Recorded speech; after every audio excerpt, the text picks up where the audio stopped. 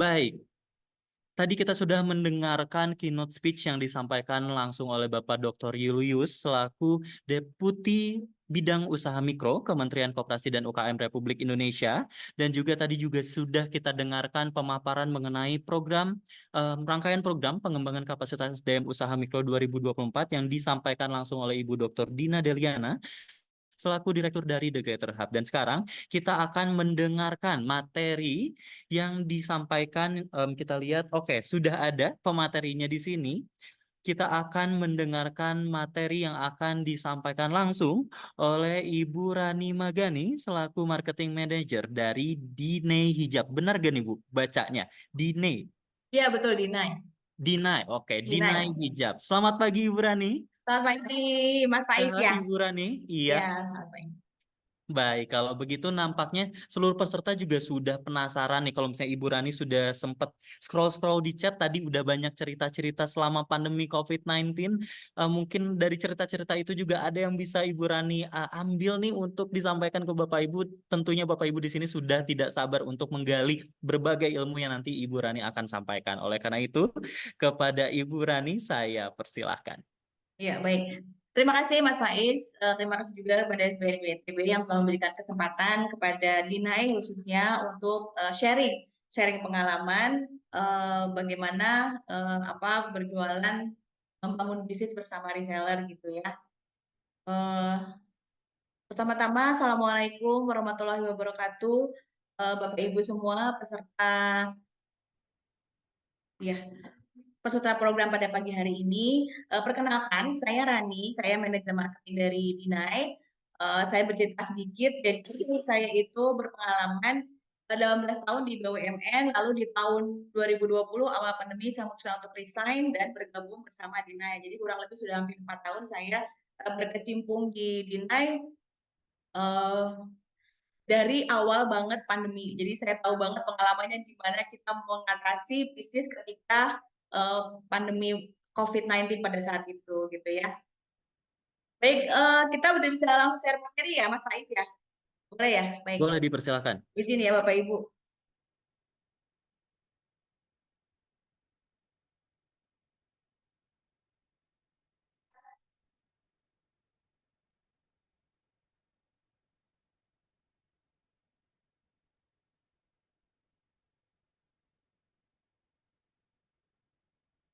Sudah ada screen saya ya? Sudah jelas. Baik, nah ini info juga, jadi Dina itu kemarin yang berulang tahun ke yang 10 kita ganti logo menjadi seperti ini. Jadi ini huruf D bersatu menjadi seperti bunga gitu ya. Jadi ini adalah logo barunya Dina. Kita kemarin dari awal tahun 2024 sampai kemarin launchingnya di ulang tahun Dina 24 Mei itu kita rebranding ya, melakukan rebranding. Ini saya mau izinkan saya cerita dulu mengenai sejarah Dinai dulu ya. Pada awalnya itu, nah ini owner kami, Ibu Trini Mediati Junior bersama suami di acara Reseller Gathering kembali sekalian launching untuk logo baru. Jadi Ibu Trini ini adalah eh, beliau itu dulunya tahun 2014 tuh masih bekerja di salah satu BUMN di Bandung ya. Jadi udah kayak gelisah gitulah, pengen memulai usaha sendiri. Nah, cuma kan masih bingung nih usahanya apa. Pada saat itu eh, kebetulan beliau itu suka ditunjuk untuk bikin-bikin baju kalau di kantornya ada acara-acara paduan suara, ada acara pertemuan atau ada acara apa. Jadi kalau seragaman tuh selalu beliau yang desain gitu. Nah, dari pengalaman itu jadi beliau bukalah awalnya itu bikin baju. Bikin baju produksinya juga produksi rumahan biasa, nggak yang langsung gede, enggak. Jadi bikinnya setengah lusin dulu gitu. Itu dibikin secara rumahan, terus di packingnya juga di rumah. Pokoknya semuanya dikerjain sendiri, dari mulai nerima orderan, dari mulai packing, semuanya dikerjain sendiri. Itu di tahun 2014. Terus ngedesain sendiri. Terus nama brandnya itu diambillah Dinai. Nah, Dinai itu apa sih sebenarnya? Dinai itu gabungan dari kedua anak beliau, Diara sama Naira. Jadi digabungin jadilah Dinai gitu ya. Sesimpel itu awal mula nama brand Dinai ini. Nah, ini adalah uh, produk pertamanya adalah baju. Bajunya itu baju yang memang simple ya, daily wear lah gitu. Jadi bisa dipakai ke kantor ketika kantornya smart casual waktu itu. Nah, itu bisa dipakai jadi kayak kemeja gitu ya. Celananya celana kain gitu. Itu awalnya. Lalu berjalannya waktu kan baju yang diproduksi itu awalnya belum mengarah ke muslim lah waktu itu ya, belum mengarah fashion muslim. Jadi baru baju-baju panjang, tapi kemeja-kemejanya bisa dipakai sama yang tidak berhijab gitu ya. Tapi pada perjalanannya akhirnya mengerucut ke fashion hijab. Lalu di tahun 2016 beliau melakukan diversifikasi produk, membuat kerudung motif ya, scarf motif. Scarf motifnya pun beliau memilih kain yang betul-betul pas banget untuk di printing gitu ya. Jadi nggak asal-asalan bikin scarfnya, scarf printingnya gitu ya. Itu di tahun 2016.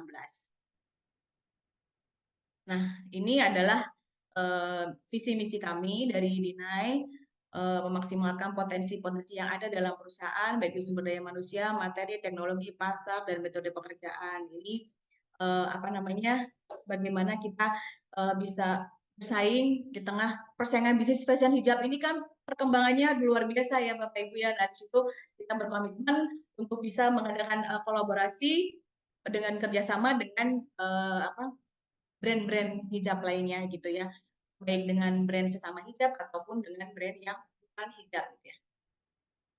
Nah, ini visi kita, Bismillah, insya Allah kita bisa menjadi leader brand bisnis fashion serta menjadi perusahaan yang menginspirasi banyak manfaat untuk banyak orang gitu ya. Lalu, nah ini produk kami Bapak Ibu. Ini adalah scarf printing, banyak ada yang motif, ada yang plain. Lalu, nah ini untuk apparel. Kalau apparel itu kita memfokuskan untuk fashion hijab. Jadi ada mukena, ada abaya, ada yang smart casual juga, ada kemeja, ada dress juga. Ini bermacam-macam ya, bervariasi. Tapi intinya ini adalah fashion hijab. Lalu untuk aksesoris, kita juga ada bros, ada Al-Quran, ada inner bandana juga. Ini adalah salah satu apa namanya best seller kita juga, produk-produk aksesoris ini. Nah, selain itu kita juga, nah ini adalah uh, salah satu kiat ketika kita pandemi kemarin, bagaimana kita bisa melakukan kolaborasi dengan artis supaya ngehit ke penjualan. Nah, ini dirasain banget Bapak Ibu di awal-awal tahun 2020 ya. 2020 itu kita kolaborasi dengan Saskia Sungkar dan ini benar-benar berhasil. Jadi dikala kita dikasih apa COVID-19 di situ kita udah kayaknya untuk ngehit penjualan kita kolaborasi aja sama artis dan ini benar-benar alhamdulillah ngehit penjualan pada saat itu gitu ya. Jadi banyak cara, banyak tips yang bisa kita ambil untuk bagaimana meningkatkan penjualan di kondisi-kondisi sulit gitu ya. Selalu ada kesempatan, selalu ada peluang. Satunya dengan Saskia Sungkar, lalu dengan Ibu Sonia Fatmala pada saat itu kita juga melakukan kolaborasi di tahun 2022 kalau nggak salah sama Ibu Sunya Fatmala. Lalu aduh sama siapa lagi nih ya ini masih COVID udah mulai dari agak-agak apa namanya agak-agak mengendor nih, udah mulai ada vaksin waktu itu, sudah mulai bisa agak bebas lah geraknya. Nah ini kita guide Alia Rohali waktu itu kita melakukan photoshootnya bisa ke Paris gitu ya karena udah longgar nih mulai longgar. Itu adalah yang kita lakukan bagaimana untuk menghit penjualan pada saat itu kita harus tetap bisa jualan gitu ya. Nah, selain kita ada reseller juga, tidak menutup kemungkinan kita juga bisa membuka offline store juga Bapak Ibu. Jadi kita ada offline store ada 3, ada di Jalan Kembar, ini pusatnya, head office kita ada di Jalan Kembar, di bawah itu ada toko, di atas kantor. Jadi reseller-reseller juga kebanyakan belinya ke sini, karena di sini barangnya komplit gitu ya. Semua artikel insya Allah ada di sini, di Jalan Kembar. Lalu di Bandung lagi itu kita ada di Night House di Jalan Taman Cempaka nomor 7. Nah, kalau di sini dia lebih buat retail ya. Jadi kalau belanja di sini tuh nyaman gitu. Jadi kita buat deko interiornya senyaman mungkin untuk berbelanja gitu. Lalu kita baru buka kemarin di awal tahun 2024 itu kita baru buka di mall di Bintaro ya di Exchange 2. Ini baru buka awal Maret. Nah, kalau ini ini sosmed kita ya. Ada TikTok, ada Facebook, ada Instagram. Tapi yang paling aktif sekarang Instagram sama TikTok ya. Bapak Ibu memang tidak bisa dipungkiri Instagram dan TikTok ini adalah yang kita bisa building branding kita itu di aplikasi dua ini, Instagram dan TikTok. Kalau Instagram alhamdulillah kita sudah sudah jalan lama. Nah, ini yang kita sedang bangun adalah di TikTok gitu ya. Ini selain offline store tadi, kita juga punya online store, ada di Shopee, Tokopedia, TikTok, dan ada website-nya juga. Nah, ini dia Bapak Ibu, kita sampai saat ini kita kurang lebih udah 159 reseller bergabung dengan kami, ada seluruh Indonesia. Yang paling banyak memang masih di Pulau Jawa gitu ya. Kalau di luar negeri hanya di Taiwan, luar Pulau Jawa di Kalimantan. Seperti itu. Nah, awal mulanya kenapa sih akhirnya Ibu Trini berkeputusan untuk distribusinya udah aja distribusinya satunya menjadi mengembangkan bisnis dengan reseller gitu ya. Jadi awalnya itu eh, beliau itu kan jualan itu ke teman-teman terdekat, saudara-saudara terdekat gitu ya, kerabat-kerabat, tetangga gitu. Tiba-tiba ya bismillah ya, mungkin memang sudah harusnya begitu gitu ya. Jadi tiba-tiba ada yang nge-DM pengusaha dari Kalimantan mau beli produknya dinilai 100 pieces pada saat itu. Nah, tentu saja dari situ kan langsung, oh ini produksi harus banyak, harus ditambah lagi kapasitas produksinya dan lain-lain. Nah, bagaimana sampai akhirnya beliau udah jalan nih reseller, apa saja yang beliau lakukan. Ini saya akan share materi lagi Bapak Ibu. Ini adalah materi yang benar-benar saya rasakan selama 4 tahun. Jadi memang ada teori ya sih, tapi ini yang saya sampaikan ini adalah benar-benar prakteknya gimana sih sebenarnya kita menghadapi reseller dan memutuskan untuk berbisnis dengan reseller tuh kayak apa sih gitu persiapannya, pendaftarannya. Nah, bisa saya sampaikan materi satu lagi ya Bapak Ibu izin. Nah, mengelola bisnis bersama reseller nih. Ini definisi reseller dulu aja ya. Reseller itu adalah orang yang membeli produk dari berbagai pihak. Ini bisa dari berbagai macam brand yang kemudian dijual kembali untuk mendapatkan keuntungan dari hasil penjualan. Ini saya kutip dari artikel. Nah, lalu persiapan apa saja yang harus kita siapkan kalau kita mau berbisnis dengan reseller? Selain mental ya Bapak Ibu tentunya untuk menghadapi para reseller ini. Yang pertama, jual produk yang berkualitas. Jadi memang kebetulan Bu Tini kan orangnya memang perfeksionis ya. Jadi dalam pemilihan bahan, pemilihan corak itu benar-benar dipikirin banget. Ini kira-kira orang-orang butuh nggak ya, muslimah-muslimah ini butuh nggak ya barang ini gitu. Butuh nggak bahan yang nyaman, yang enak dipakai aja gitu. Terus yang memang kerudungnya tuh nggak bikin pusing, nggak bikin jadi budak gitu ya, nggak terus nggak kusut, nggak cepet kusut. Nah, kayak gitu itu benar-benar dipikirin gitu dari packagingnya dari awal dari A sampai Z itu benar-benar dipikirin packagingnya. Oh kalau ini cocoknya pakai box, oh kalau ini cocoknya pakai plastik aja nggak apa-apa gitu. Atau oh ini kayaknya bisa dibikin hampers. Nah kayak gitu tuh kita harus pikirin juga produknya tentu yang karena kalau produknya udah bagus itu nanti seller tuh datang sendiri, customer tuh datang sendiri gitu. Ya.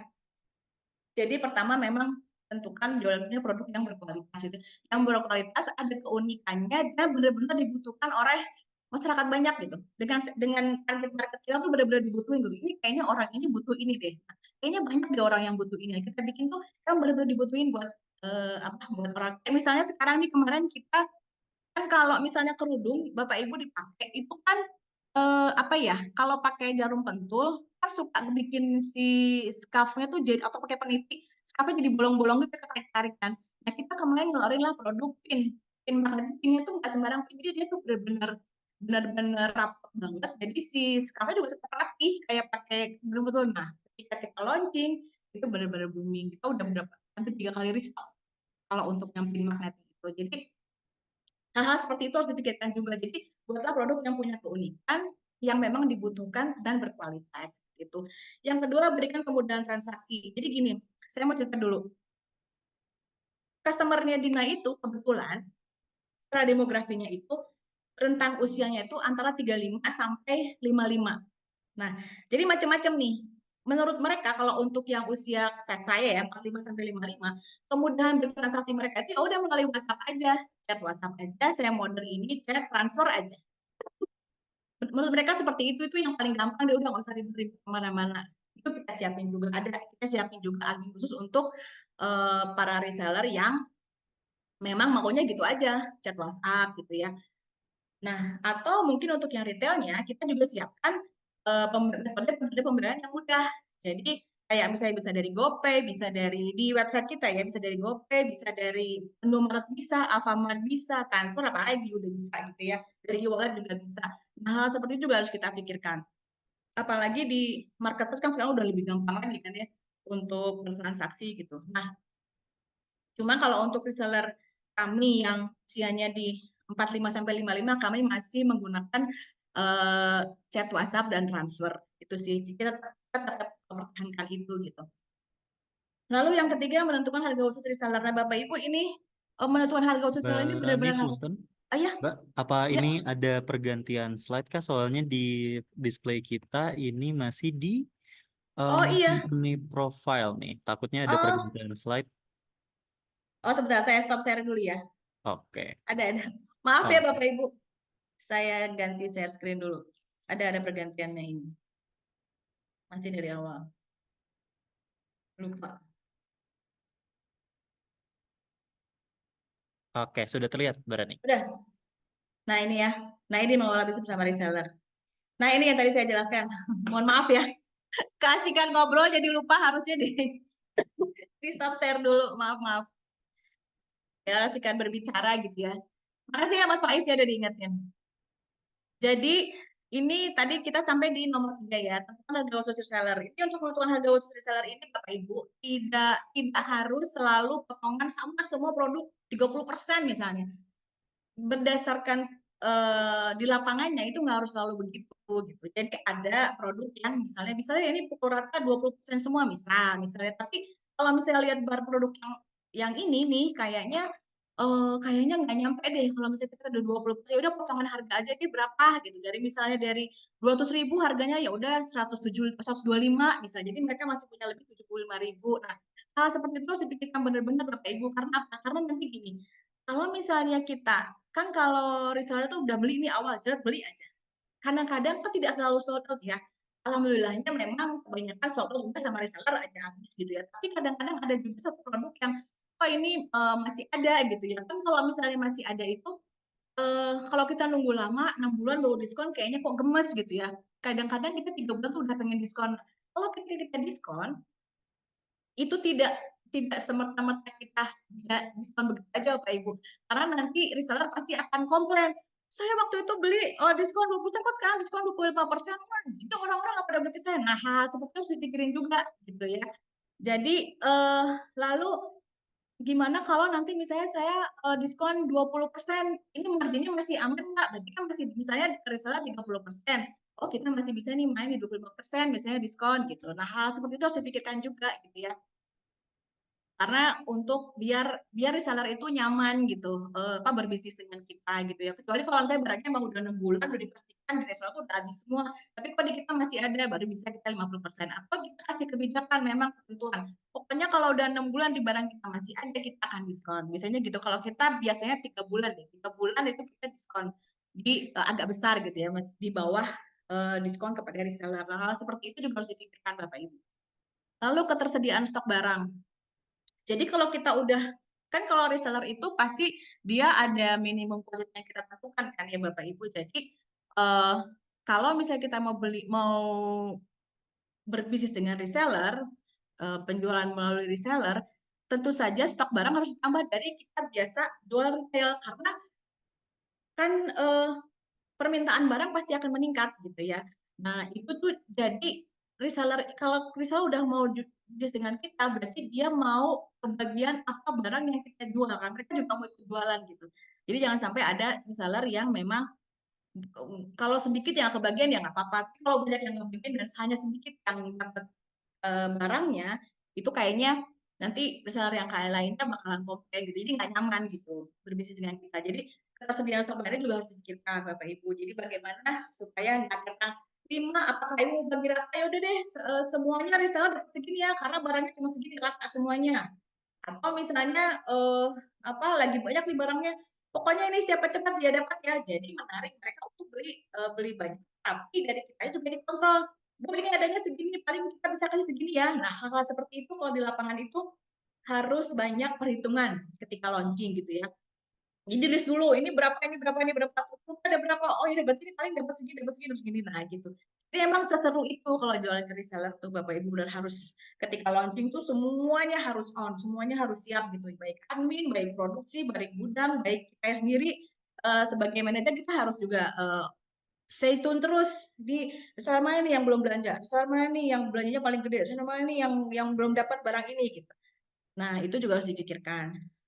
Lalu jaminan garansi seperti ini Bapak Ibu. Jadi, memang kita itu ada QC ya, QC dari pabrik ada, gitu datang sama kita di QC juga. Tapi ketika jualan tetap aja ada yang loss gitu, ada yang, ketarik benang lah, ada yang, apa, kena pulpen, padahal kita nggak tahu itu pulpen apa ketaritnya di mana gitu ya.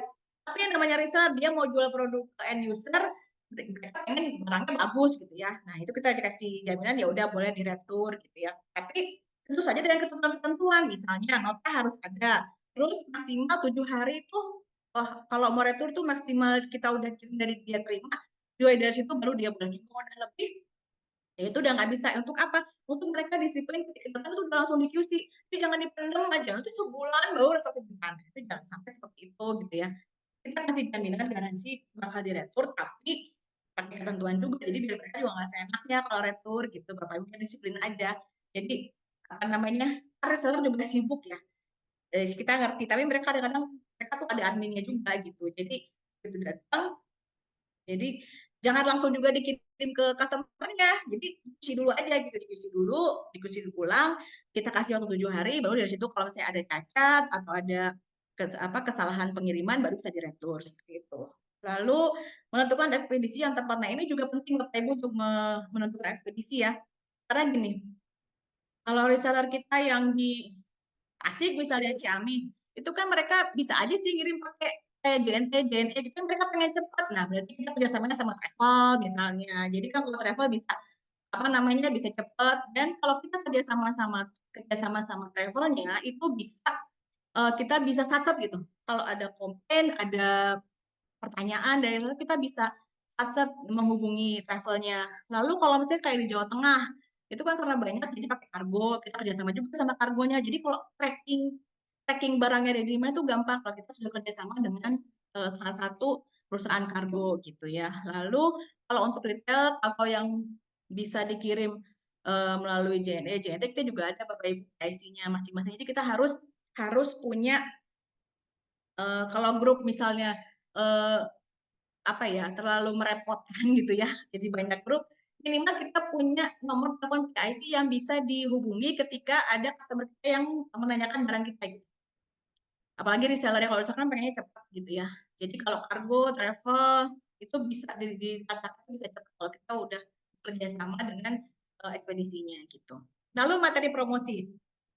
Ini materi promosi penting banget Bapak Ibu. Jadi yang ingin saya tekankan di sini, maksudnya diperhatikan lah ya, kan. Ya ingin Bapak Ibu perhatikan, kalau misalnya bikin konten foto misalnya atau video, usahakan selalu ada watermark brand kita. Karena kalau kita misalnya kita posting foto di platform kita, orang-orang udah pada tahu, oh itu Dinai gitu ya. Tapi kalau kita berikan konten materi ke reseller, kita nggak tahu itu foto berjalan kemana-mana. Itu kan liar, mereka postingnya di marketplace mereka, di Instagram mereka.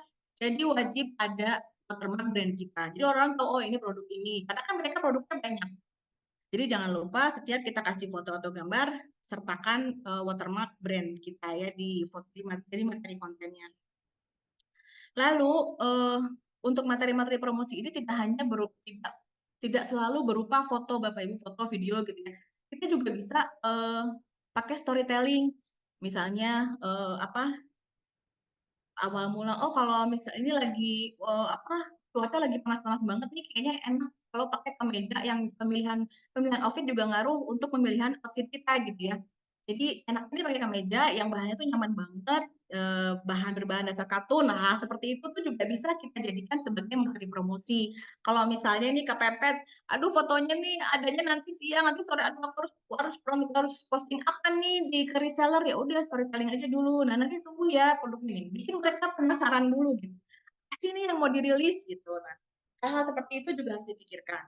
Jadi, setiap apapun yang akan kita jual, biasanya harus ada materi promosinya gitu ya, harus dibuat mau konten, mau foto. Nah, lalu, kayak Sabtu Minggu nih misalnya, sebaiknya ya, sebaiknya kita juga ada share kayak video, karena kan kalau orang-orang di rumah, itu kan pasti scroll status WhatsApp atau Instagram itu sore-sore mereka senang ya.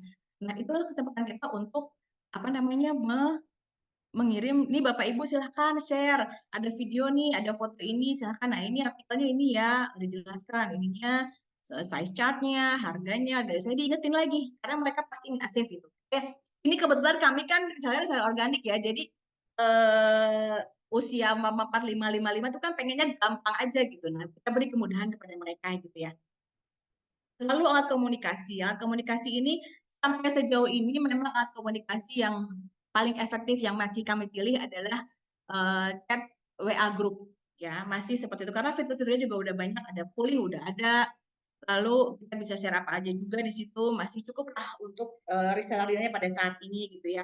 Jadi kadang kalau misalnya hari ini nggak ada materi nih apa, jadi kita bisa polling di situ.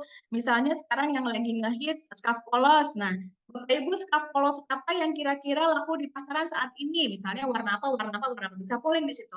Nah, jadi kita nanti bisa restock untuk warna yang diinginkan. Hal seperti itu tuh juga, apa namanya, penting gitu ya, disampaikan kepada reseller kita gitu. Jadi kalau alat komunikasi ini bebas ya Bapak Ibu mau lewat Telegram kah, mau lewat WhatsApp kah, atau cukup saya mah posting di Instagram aja, itu sih bebas. Kalau kami di sini yang masih aktif adalah chat WA group. Jadi kalau chat WA group itu kadang-kadang, eee, chat-nya dimatiin sama jadi hanya admin yang bisa posting itu ketika launching, jadi biar nggak ketutup gitu sama chat. Tapi ada juga kadang-kadang dibuka, kalau dibuka kita sharing misalnya, "Ini, minggu ini produk yang paling hits apa?" Gitu, ajak mereka selalu berkomunikasi dengan kita supaya, lebih dekat lagi gitu. Enak kan kalau misalnya komunikasi dua arah itu, jadi biar mereka tuh inget terus, "Oh iya, gue tuh reseller Dinai juga," gitu ya. Jadi kita ingetin terus tiap hari tuh kita harus ada postingan lah di grup itu, jangan biarkan grup itu sepi ya. Grup grup kita berkomunikasi dengan reseller itu harus selalu hidup gitu tiap harinya. Lalu buku panduan reseller. Nah ini penting juga ya Bapak Ibu buku panduan reseller ini dibuat. Jadi mereka tuh tahu do and don'ts-nya, sebagai reseller Dinai itu apa gitu ya. Jadi, apa, mereka tahu bagaimana kita berjualan menjadi reseller seperti itu.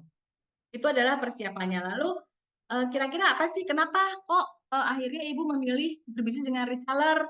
Nah, yang pertama ini memperluas jangkauan pasarnya tentu saja ya Bapak Ibu ya.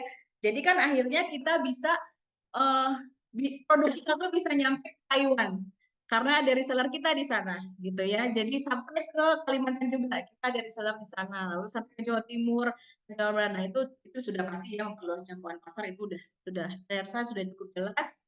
Lalu meningkatkan penjualan, ini juga, apa, juga memang iya kalau kita jualan sama reseller pasti otomatis meningkatkan penjualan. Karena seperti yang tadi saya ceritakan, awalnya booth ini hanya bikin untuk keluarga-keluarga terdekat, tiba-tiba ada permintaan dari Kalimantan 100 pieces.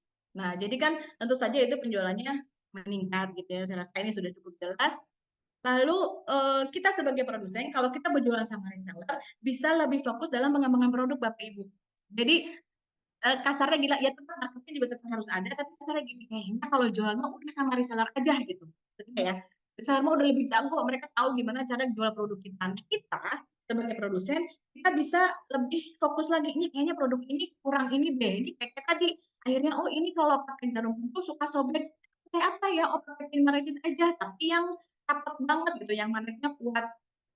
Hal seperti itu kita bisa lebih fokus dalam, mengembangkan produk kita gitu. Itu adalah sebagai salah satu cara juga untuk, akhirnya, mengembangkan, penjualan kita juga gitu kan. Jadi, pekerjaan kita berkurang sedikit lah dengan adanya reseller gitu. Jadi nggak apa, nggak untuk marketing mah udah ada yang mikirin, untuk yang penjualan juga udah ada dengan reseller gitu. Jadi kita produknya gimana nih biar lebih bagus lagi, ditambah apa? Nah, ini kayaknya lucu kalau ditambahin ini, nah hal gitu ya. Yang keempat, menghemat biaya operasional ini sudah jelas. Kayak misalnya gini, saya tuh pengen ada customer di Tasik, udah saya buka toko di Tasik misalnya gitu ya. Kalau buka toko kan belum sewa gedung, ya kan? Belum bayar pegawainya nanti. Terus biaya operasionalnya kayak listrik, air, bayar kayak gitu juga. Kan itu biaya lagi ya buat kita. Sementara kalau misalnya dengan reseller, ya udah reseller aja yang jualan gitu ya. Tapi nah itu dia, nanti ada kekurangannya. Kalau misalnya kita apa, memberikan kepercayaan kepada reseller untuk berjualan, makanya kita ada buku panduan tadi, do and don'ts-nya, gimana jangan sampai apa merusak pasaran dinai gitu kan, merusak harga misalnya. Nah, kayak gitu juga harus dipikirin gitu ya. Lalu brand awareness tadi yang saya bilang, kalau misalnya kita bikin konten promo kita itu ada brand kitanya, itu kan dia kemana-mana tuh larinya. Nah, itu juga bisa meningkatkan brand awareness gitu kan. Oh, itu dinai, ini dinai. Oh, ini dinai gitu kayak gitu. Itu adalah salah satu keuntungannya kenapa kita lebih dengan reseller kan resellernya banyak. Jadi terus brand kita ada di mana-mana gitu kan. Jadi itu bisa meningkatkan brand awareness juga. Memperluas networking jelas ya. Jadi kita tuh sudah punya komunitas sendiri, sudah punya jaringan komunitas sendiri. Jadi kalau nambah lagi misalnya di Riau nanti insya Allah di Palembang, jadi kan jaringan komunitas dinanya lebih luas lagi gitu. Itu beberapa keuntungan yang kami rasakan, yang saya terutama saya yang selama ini mengelola reseller, yang kami rasakan keuntungannya adalah itu dibanding kita jualan retail. Tapi kita tetap ada retail, kita belum makan retail juga. Tapi memang saat ini kita fokusnya lebih banyak penjualan untuk reseller gitu. Nah, ini adalah kelemahannya. Kurang fleksibel dalam menentukan harga promo yang tadi saya bilang, Bapak Ibu. Duh, nanti kalau saya diskon 30%, resellernya komplain nggak ya gitu. Karena diskon berapapun pasti reseller tuh ada aja yang, aduh kok udah diskon lagi ya gini. Nah, hal seperti itu, jadi kalau misalnya kita jual di berapa, saya mau jual berapapun, harga promo berapapun bebas gitu ya. Tapi kalau sama reseller, kita harus pikirin juga bisnis mereka gitu. Nggak bisa kita begitu baru launching, sebulan kemudian diskon 30%. Nggak bisa gitu ya. Sulit ya. Jadi berharapnya ya alhamdulillahnya selama ini ya udah bisa aja sama reseller jualan sama kita juga habis gitu ya. Bisa diserap gitu, habis serap. Nah, tapi kadang-kadang ada aja gitu produk yang penyerapannya lambat gitu ya. Nah, itu kalau misalnya langsung didiskon dalam waktu 2 bulan, sebulan itu reseller pasti akan komplain gitu ya. Jadi kita juga harus memaintain hal itu gitu. Apa memaintain bisnis mereka juga gitu ya. Jadi kami itu menetapkan kebijakan 3 bulan lah maksimal, setelah 3 bulan kita baru bisa bermain di harga promo gitu. Dengan asumsi barang kita di reseller udah kejual semua dan di kita juga udah broken size, udah broken warna juga gitu. Nah ini persaingan harga antar sama reseller ini yang paling sangat kita rasakan kalau kita berbisnis dengan reseller. Misalnya gini, harga retail kita itu kan di 200 misalnya nih ya. Nah, lalu reseller kita kasih misalnya harganya 150 misal ya. Nah, mereka punya margin 50.000. Nah, mereka ini ada lagi reseller yang sub reseller. Mereka ada lagi nih sub resellernya. Nah, mereka itu jualnya bisa di 160 misalnya. Jadi mereka cuma punya margin 10.000. Tapi karena kondisinya banyak, oke lah. Mereka jual. Tapi itu secara offline ya. Maksudnya offline tuh gini. Jadi tidak terang-terangan di marketplace gitu. Ada lagi reseller yang kan kita tuh sudah menghimbau yang tadi bagian dari do and don'ts agar setiap reseller mempertahankan menjual harga di marketplace itu sesuai dengan harga dinai misalnya. Kalau dinai 200 ya 200 aja di retail gitu ya. Nah, ini ada nih kadang-kadang reseller yang mungkin memang butuh quantity kali ya. Jadi tiba-tiba diskon aja di marketplace. Jadi otomatis apa semuanya beli ke dia dengan angka seperti itu. Nah, seperti itu yang akhirnya harga di pasarannya tuh jadi pebanting-banting harga. Nah, itu juga harus diantisipasi oleh kita. Jadi bagaimana kita harus menyikapi reseller, nggak banyak sih, tapi ada aja gitu yang rusak gitu.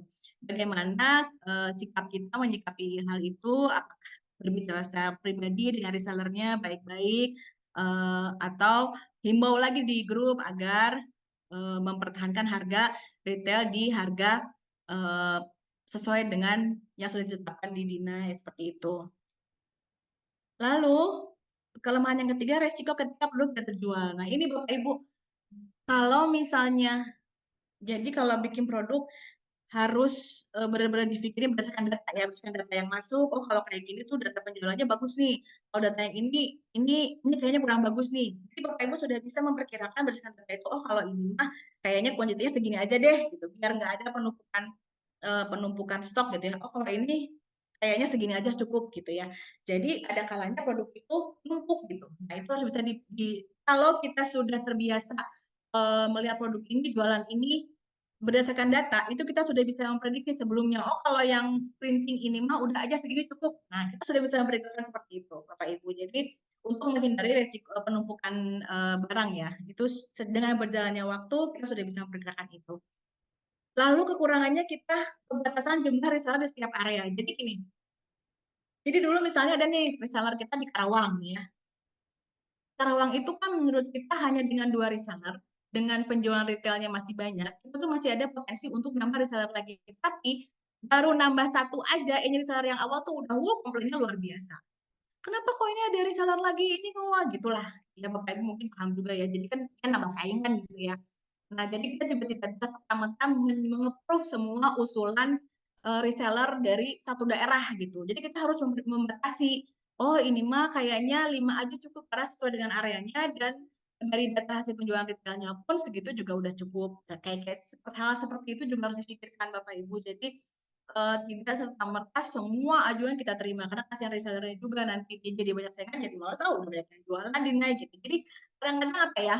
Kadang-kadang rasa penasaran untuk customer beli pakai effort tuh kadang-kadang ya ada juga efeknya gitu. Jadi jangan terlalu apa ya?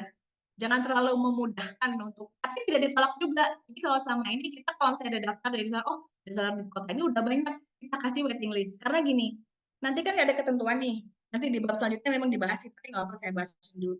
Ada ketentuan nih misalnya, awal harus ada kualitas segini. Nah, setelah 3 bulan, kalau 3 bulan betul-betul tidak melakukan pembelanjaan, nanti dia akan menjadikan statusnya menjadi reseller non aktif, jadi nggak jadi reseller lagi. Nah, nanti kami akan menggantikan reseller ini dari kalau misalnya ada yang daftar dari toko tersebut, kami akan masukkan menjadi reseller dari daftar waiting list. Nah, hal seperti itu yang kita lakukan untuk menyikapi supaya tetap di daerah itu tetap ada resellernya gitu. Jadi tidak menolak, tapi kita masukkan ke waiting list dulu seperti itu, Bapak Ibu.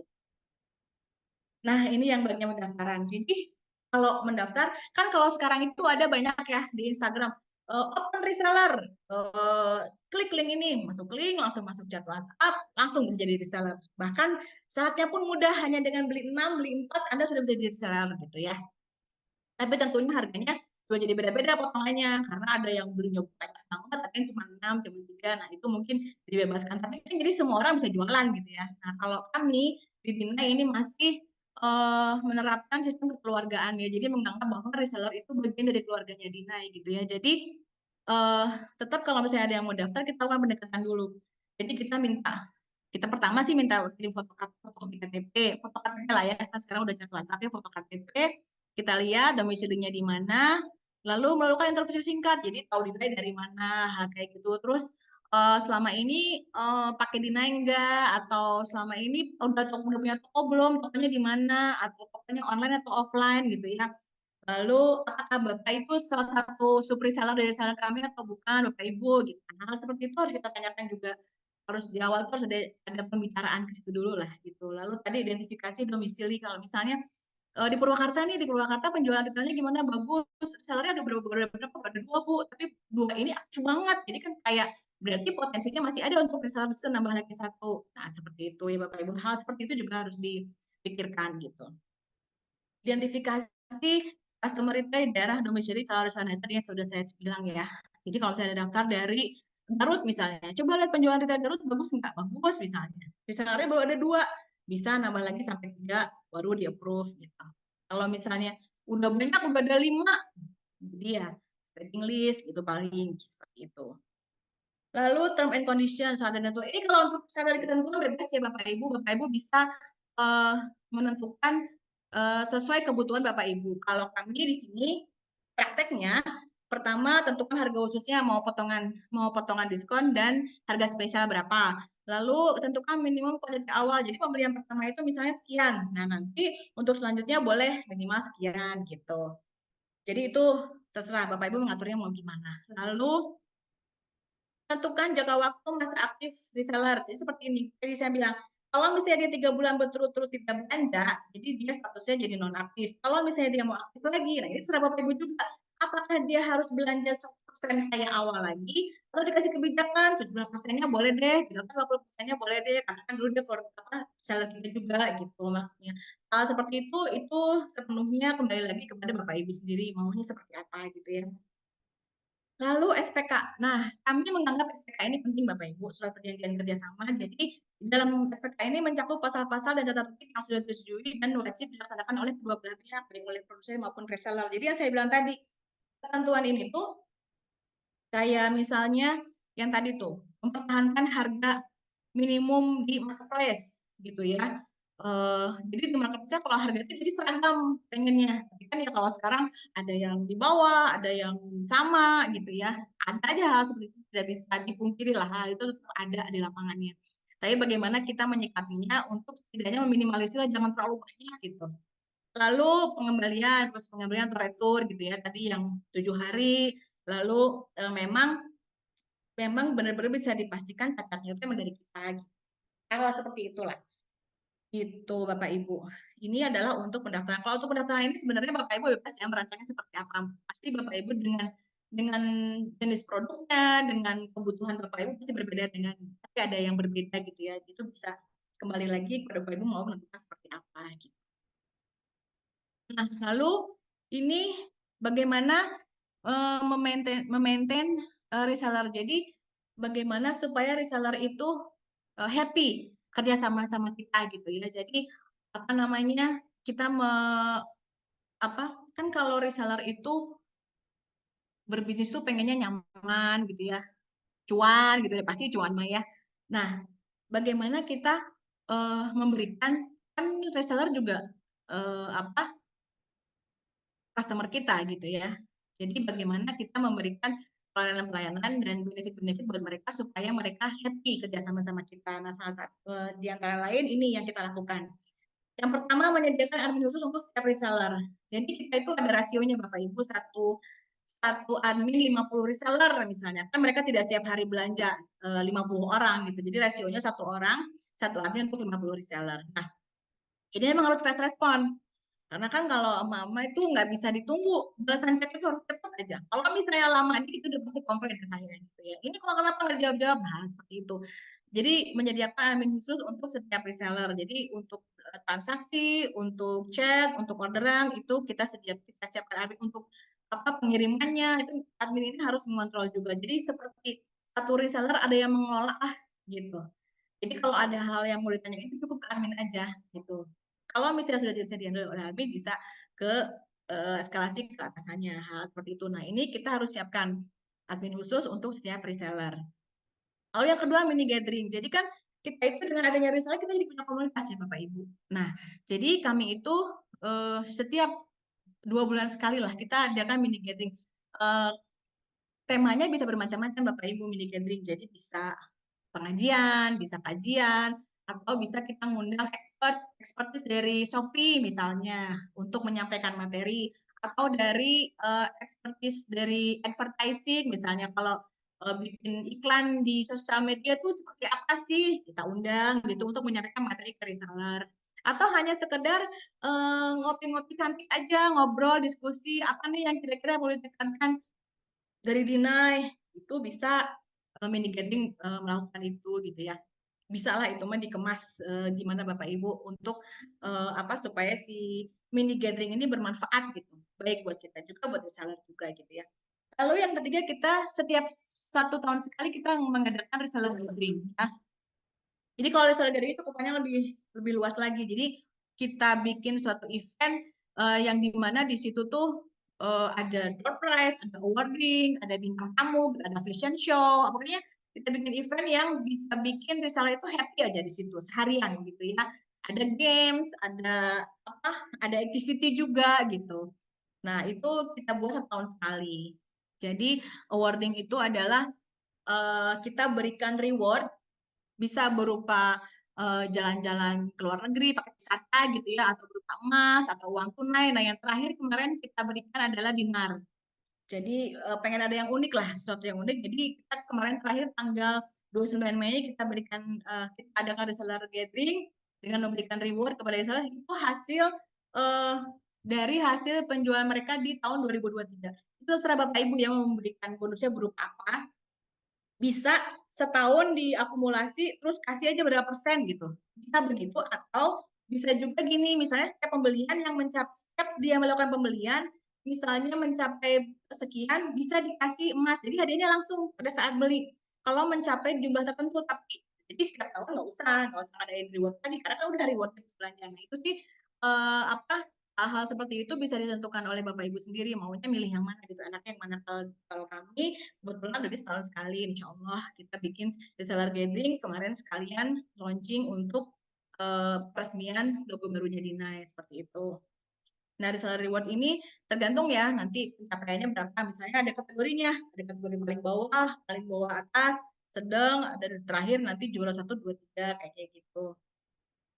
Lalu ada promo di waktu tertentu, misalnya hari Kartini kan kebenaran reseller Dina itu dari 159 itu laki-lakinya cuma 3. Berarti kan banyaknya perempuan nih misalnya. Jadi misalnya pas hari ibu misalnya, kasihlah promo untuk reseller. Misalnya biasanya potongan harganya 20.000 kita tambahin jadi 30.000 tapi hari ini sama besok aja ya gitu pas hari ibu aja gitu misalnya seperti itu. Atau misalnya kita ini barang udah broken size nih, udah broken warna kita mau sell 30% misalnya di toko offline. Nah, nanti kalau reseller yang belanja ada 30% tambah 8% misalnya, khusus ada reseller. Nah, itu kita kasih. Terus misalnya ada di fake sale. Nah, di fake sale ini kita ke reseller dulu ya, kita duluin gitu. Sebelum kita lepas ke just tipper atau ke retail. Jadi reseller dulu yang belanja. Seperti itu signifikan juga. Jadi reseller itu dapat promo khusus di waktu-waktu tertentu gitu ya. Lalu yang keenam, ini gift untuk hari istimewa. Hari istimewa itu ada banyak Bapak Ibu, ada hari ulang tahun, ada hari ulang. Nah, ini di gambar ini, ini adalah ketika reseller ini lebaran. Jadi kita kasih hampers gitu ya. Terus ulang tahun kita kasih produk Dinai aja. Tapi dengan begitu mereka tetap senang gitu. Apa kan kita kebetulan ada hampers, nah isinya juga produk Dinai di saat setiap ulang tahun gitu ya kita kasih atau ketika mereka buka toko baru kita kirim papan bunga gitu. Jadi hal seperti itu kalau misalnya atau misalnya mau naik haji Walimat Safar ya namanya itu kita diundang kita kasih bunga gitu. Nah seperti itu kita juga sebaiknya kita pikirkan gitu ya di hari istimewa gitu. Nggak usah mewah-mewah, yang sederhana aja tapi secara emosionalnya tuh menyentuh gitu. Kita dekat sama resellernya gitu. Lalu handling komplain. Nah, ini juga yang perlu perhatian khusus Bapak Ibu. Jadi kalau ada reseller komplain itu yang tadi salah satunya, kok ini udah diskon lagi kan misalnya baru kemarin. Jadi kita sampaikan baik-baik alasannya kenapa kita menipas 3 bulan kita langsung sale gitu. Kita sampaikan baik-baik ke resellernya. Jadi dengerin dulu, empati dulu, baru eh, kita cari ya kita pendekatan, lalu kita cari solusinya bareng-bareng misalnya gitu. Misalnya ini masalah logo aja Bapak Ibu. Oh ini kan logonya udah baru tapi ini masih ada logo lama. Jadi kita di medsosnya juga menginfokan gitu. Produk-produk kami masih ada yang logo lama itu adalah menjamin keasliannya. Seperti itu Bapak Ibu kita harus pikirin setiap reseller yang komplain adalah eh, masukan buat kami gitu. Jadi mendingan komplain mau langsung ke kita aja gitu ya. Kalau kebaikan boleh disebar-sebar. Bagus ya produk Dina, tapi kalau komplain ke kita aja upayakan seperti itu Bapak Ibu. Kalau komplain langsung ke kami gitu. Berbagi ilmu dan pengetahuan. Nah, ini juga Bapak Ibu kan kalau di WhatsApp group itu tidak melulu produk yang kita posting ya. Kadang-kadang ada quote-quote yang bisa kita share, kadang-kadang ada banyak banget itu saya pagi-pagi suka ngeliat di timeline tips and tricks untuk berbisnis reseller gitu ya.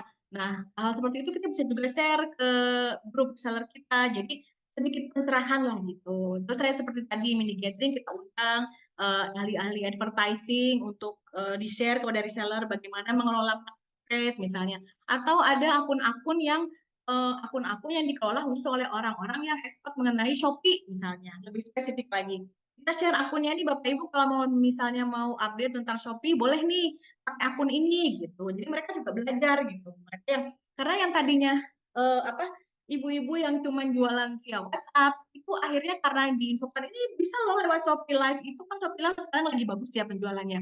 Jadi mereka juga ikut live dan itu tuh bisa mendongkrak penjualan mereka juga karena kan promo dari Shopee juga lagi gila-gilaan kan sekarang banyak banyak subsidinya lah gitu. Nah, itu juga bisa mendongkraknya kita kasih info gitu. Tapi kan sekarang lagi mau cobain live gitu. Jadi yang awalnya introvert banget, mereka mau nggak mau untuk mendongkrak penjualannya jadi rajin, jadi aktif live, jadi apa aktif bikin video gitu ya, karena ya buat kebutuhan mereka juga. Jadi kita harus sering-sering info lah, berbagi ilmu dan pengetahuan lah. Karena kalau kita infoin, kan akhirnya mereka beli produk kita juga. Jadi akhirnya itu ngefek juga ke kita gitu. Jadi kalau ada ilmu apapun share lah ke reseller kita gitu. Lalu mengelola database dengan baik, ini udah jelas ya. Jadi siapa aja nih reseller. Jadi di kita itu ada database reseller, ada juga database customer retail. Jadi itu harus dikelola dengan baik. Jadi kita tahu hmm, apa saja yang digemari, lalu apa saja hari istimewa, apa saja yang harus dilakukan untuk apa batas-batas usia tertentu customer kita gitu. Secara demografik kita ada datanya gitu. Jadi itu kita kelola dengan baik. Trafficnya pun harus kita pikirkan baik-baik Bapak Ibu gimana kita dapat data di sini kita nambah setiap harinya nambah lagi gitu ya. Yang datang ke toko tanya nama sama nomor teleponnya, alamatnya gitu ya. Lalu setiap pengumuman kalau untuk blast sih, kalau saya sarankan jangan tiap hari, seminggu atau 2 minggu sekali bolehlah. Kalau ada event-event spesial aja gitu, itu bolehlah kita blast. Tapi tidak tiap hari juga karena udah pengalaman kita nyoba nih seminggu ini kita blast gitu ya, akhirnya kita di blok gitu. Jadi akhirnya enggak, jadi 2 minggu sekali atau sebulan sekali gitu. Kalau ada event-event tertentu kita blast seperti itu. Lalu eksklusif launching. Nah, ini memang kita selama ini kalau ada produk baru itu pasti kita lempar ke reseller dulu. Yaitu adalah salah satu benefit yang kita berikan kepada reseller kita juga. Jadi sebelum ke retail kita lempar dulu ke reseller. Jadi eh, mereka tuh apa ya merasa didahulukan gitu. Jadi selalu libatkan reseller dalam setiap kegiatan kita. Jadi mereka tuh merasa apa ya, merasa dihargai, merasa seneng gitu. Jadi oh Dina itu apa ya deket gitu sama resellernya, hal seperti itulah. Itu harus dipikirin juga gitu ya. Kemarin kita itu ada fashion show. Nah, yang kita jadikan muse untuk fashion show-nya itu adalah resellernya. Ini yang ada. Nah, ini Bapak Ibu, bagaimana kita memaintain reseller kita. Ini kemarin adalah reseller reward, penyerahan hadiah juara 1, kedua, dan ketiga oleh owner dan bintang tamu. Kebetulan kami kemarin mengundang Nasar ya di sini karena anggota kami reseller ini adalah ibu-ibu, jadi dan memang kebetulan banyak penggemar yang Nasar di situ. Tapi kita nggak bilang-bilang dulu kita Nasar ini memang kejutan sih kita bikin buat mereka gitu ya, biar pada senang. Nah ini adalah juara 1, juara 2, juara 3. Ini dari hasil penjualan 2023. Ini Ibu Trini. Nah, ini pemenangnya. Lalu di acara itu ini reseller gathering ya Bapak Ibu yang kemarin. Dan door prize juga. Lalu ini ada, nah ini yang trunk show kemarin, ini semuanya reseller kita ini Bapak Ibu modelnya. Jadi kita melibatkan mereka di acara kita gitu. Kayak misalnya gini, kita kan ikutan JFW itu Jakarta Fashion Week. Nah, kan suka dikasih undangan. Nah, undangan itu kita semua kasih ke reseller Bapak Ibu. Kita siapkan bis, kita berangkatkan mereka jadi biar mereka nggak mikir lagi, aduh harus ke sana, harus ini nggak usah. Kita siapin apa namanya kendaraan khusus untuk mereka, yuk berangkat nonton ikut di eventnya Jakarta Fashion Week pas Dinai tampil, jadi seru gitu acaranya. Jadi libatkan terus ya di setiap event Dinai gitu. Kalau misalnya ada launching, kita ada activity offline, misalnya di Dinai House, kita undang resellernya gitu. Jadi hal seperti itu Bapak Ibu, supaya mereka happy bisnis sama kita gitu ya. Nah ini berbagi ilmu pengetahuan, kita kemarin ngundang ini, ahli personal color. Jadi kita tuh dia bisa melihat auranya kita cocoknya pakai warna apa, kalau pakai baju mix and match seperti apa. Nah, ini kita juga sampaikan di acara kemarin. Jadi dalam rangka berbagi ilmu dan pengetahuan. Lalu, nah ini kita menghibur ya, biar mereka happy sampai malam karena acaranya dari siang. Jadi akhirnya biar happy kita undang bintang tamu. Nah, seperti itu Bapak Ibu, kurang lebih apa materi yang saya sampaikan. Mudah-mudahan bermanfaat ya. Jadi apa namanya, benar-benar reseller itu harus kita perlakukan secara kekeluargaan gitu. Ya, jadi biar mereka happy bisnisnya sama kita, happy jualan barang kita gitu. Walaupun ada aja gitu ya reseller yang gemesin gitu, tapi ya nggak apa-apa, kita harus harus kita sebagai penjual mah tetap harus ramah, harus mau menampung keluh kesah mereka gitu dan ada solusinya. Seperti itu Bapak Ibu, Mas Faiz, itu yang saya sampaikan. Mudah-mudahan bermanfaat ya Bapak Ibu. Ini benar-benar praktek yang selama ini saya melihat Ibu dan tim semuanya bekerja gitu, berbisnis dengan reseller gitu ya. Oke, Itu terima Mas Faiz. kasih nih Mbak Rani. Mbak Rani, tadi Ya. materinya kalau tadi aku lihat di chat ada keren banget ilmunya daging nih bahasa gaulnya Wah, daging Masya gitu Allah, ilmunya. Alhamdulillah, oh, Alhamdulillah ya, saya juga suka gitu kalau Oh, lihat ada materi, oh pengennya dagingnya nih, saya pengennya ini benar-benar ini kalau gini, kalau praktek di lapangan, Alhamdulillah, Masya Allah, terima kasih, terima kasih. oke, nih Mbak Rani kebetulan pertanyaannya udah numpuk banget bahkan kalau Oh misalnya ini iya, di aduh kolom mudah-mudahan saya Q&A bisa jawab ya, Bismillah. kita ada waktu lumayan Mudah-mudahan. panjang nih untuk sesi tanya jawab. Jadi aku izin mengingatkan juga boleh buat Bapak Ibu. Silakan jika ada pertanyaan, saya minta izin untuk silakan Bapak Ibu bisa mengisi di bagian Q&A, Q&A. Itu bisa diisi di sana pertanyaannya agar tidak tenggelam dengan chat ya, karena di kolom chat ini juga bergabung dengan chat, jadi biar bisa terbaca nih semuanya. Oke. Saya coba izin baca satu persatu. Semoga semua pertanyaan bisa terjawab ya di sela waktu kita punya 30 menit kurang lebih untuk sesi tanya jawab. Yang pertama, ini ada pertanyaan dari Bintang. Saya mau tanya tentang Dinai. Gimana step by step untuk bisa berkolaborasi dengan selebritis nih, Mbak katanya. Misalnya Oh dengan oke. Alia Rohali, Sonya Fatmala. Boleh di-share poin-poin kerjasama apa aja, berapa jumlah Nah, uang yang Dinai keluarkan untuk bekerja sama dengan selebritis tersebut. Karena ini bisa jadi pengetahuan bagi pelaku UMKM ya tentunya mungkin kalau pelaku UMKM belum kebayang sih Mbak kali ya buat pelaku UMKM gimana sih step by step terus apa sih yang harus dilakukan ketika berkolaborasi dengan artis gitu. Silakan Mbak Rani. oke baik. Jadi gini, kalau berkolaborasi dengan artis awalnya itu memang ya ini mah bismillah kali ya.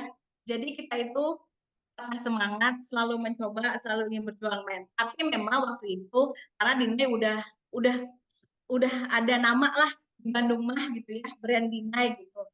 Lalu sebenarnya awalnya ya DM aja owner kita ke Saskia Sungkar, ya kan? DM saya Trini, saya ownernya Dinai gitu. Memang memang brand personal branding dari si pemilik usaha ini penting banget Bapak Ibu. Kan ke Bapak Ibu sih semua pengusaha ya. Jadi memang harus personal branding mau nggak mau Ibu Bapak Ibu harus lakukan itu gitu. Jadi biar kalau misalnya lagi berkembang sedikit produknya nih Bapak Ibu tuh kalau misalnya mau ya kayak gini misalnya DM gitu artis siapa aja ini saya dari Trini misalnya beliau memang begitu saya Trini dari Dinai mau kolaborasi sama kayak itu memang nggak langsung dijawab juga enggak gitu ya jadi ada prosesnya gitu kan sekarang udah mudah tuh apa DM artis gitu ya nah nanti nanti lama-lama pasti akan dijawab juga mereka tuh pasti akan stalking juga oh Dina itu apa sih pasti ada Instagramnya kan oh Trini itu siapa sih mereka pasti akan gitu nanti mereka pasti akan respon, oh ternyata ini deny, ini butuhnya tuh ini. Nah nanti mereka respon, tapi yang respon juga pasti nanti hubungi manajer saya aja.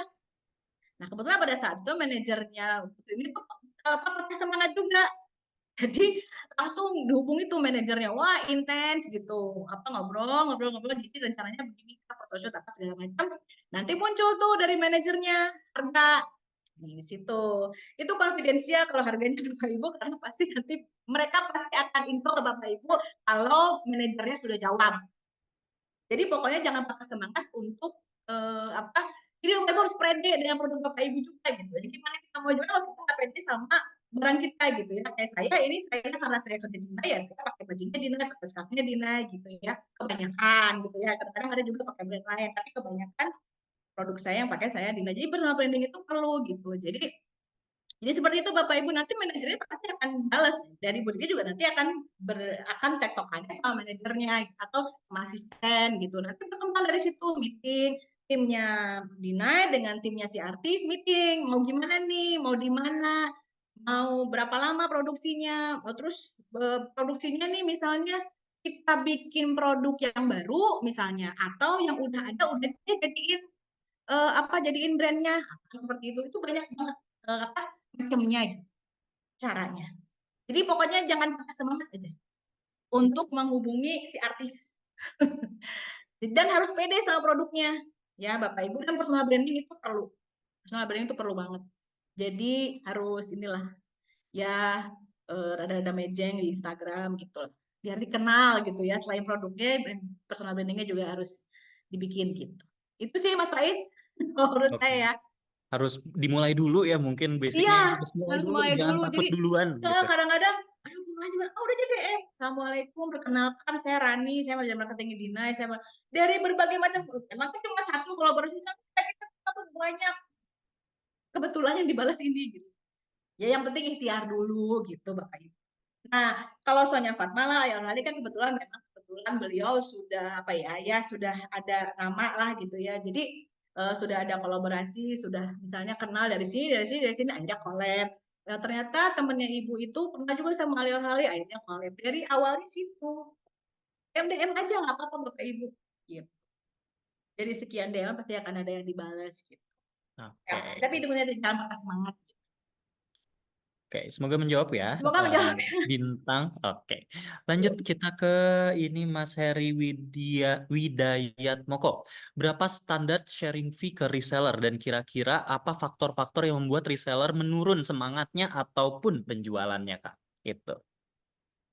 Kalau margin itu sih tergantung lagi ya, karena kan HPP masing-masing produk itu berbeda.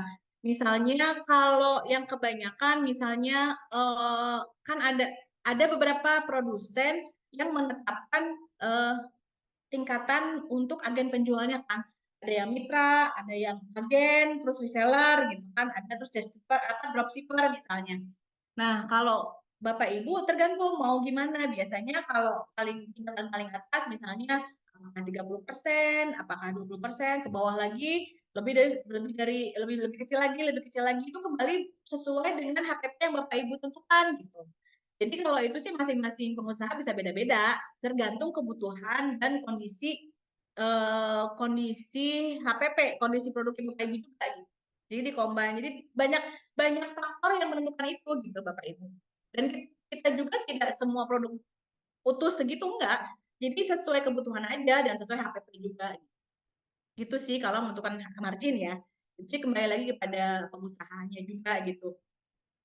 Lalu apa yang membuat reseller ini ya? Apa tadi yang salah satunya yang paling nomor satu membuat reseller males jualan produk kita tuh tadi baru launching ke mereka, tiba-tiba kita lihat sebulan kemudian udah diskon. Itu yang paling buat reseller komplain, malas sudah jualannya. Jadi kita kasih tenggang waktu, kalau itu 3 bulan. Bahkan kita mah di bawah 3 bulan, kalau emang benar-benar udah broken size, udah broken warna, baru kita sell. Makanya di Naima jarang banget barang baru tuh di sell. Hampir hampir jarang lah. Palingan tuh udah 4 bulan baru kita sell. Karena kita pengen reseller tuh kerjanya happy gitu. Lalu yang kedua, kalau misalnya banyak KW-nya itu bisa juga sih buat reseller malas gitu jualan produk Dinai gitu ya. Udah banyak KW-nya terus kitanya nggak ngapa-ngapain gitu. Kalau kita ada KW, memang kita tidak lanjuti. Kemarin kita ada tuh kasus KW, akhirnya kita bikin video, terus kita datengin juga, terus ya ada tindakan lah dari kita gitu. Kayak kita pasang hak cipta kita, terus kita liatin kita punya lawyer khusus untuk menangani oknum-oknum yang menjual barang KW dari Dinai gitu. Barang KW juga bisa membuat reseller jadi malas sih jualan produk Dinai. Salah satunya ya gitu. Tapi yang paling bikin malas itu tadi baru beli udah diskon, nah itu yang paling males. Makanya Bapak Ibu untuk menentukan harga itu harus dipikir bener-bener ya. supaya nanti resellernya nggak komplain terus gitu. Jadi, "Ah, apaan ini baru sebulan udah diskon ah, males," gitu. Jadi kan kalau misal nih ya, ke reseller 20%, terus tiba-tiba setelah 1,5 bulan kemudian karena masih banyak misalnya, tiba-tiba diskon 30%. Jadi orang-orang belinya ke kita, kayak gitu. Hal-hal seperti itu. Jadi barangnya numpuk juga di dia. Terus kalau habis lebaran nih, kayak gini nih, ini kita harus pintar-pintar nih Bapak Ibu. Kan kalau habis lebaran biasanya penjualannya turun nih. Nah, untuk mempertahankan biar nggak turun banget, itu biasanya kita kolaborasi gitu sama brand lain atau punya brand gitu. Itu salah satu tips bagaimana kita apa ya, me menyikapi turunnya penjualan biasanya setelah lebaran. Karena kan setelah lebaran itu apa?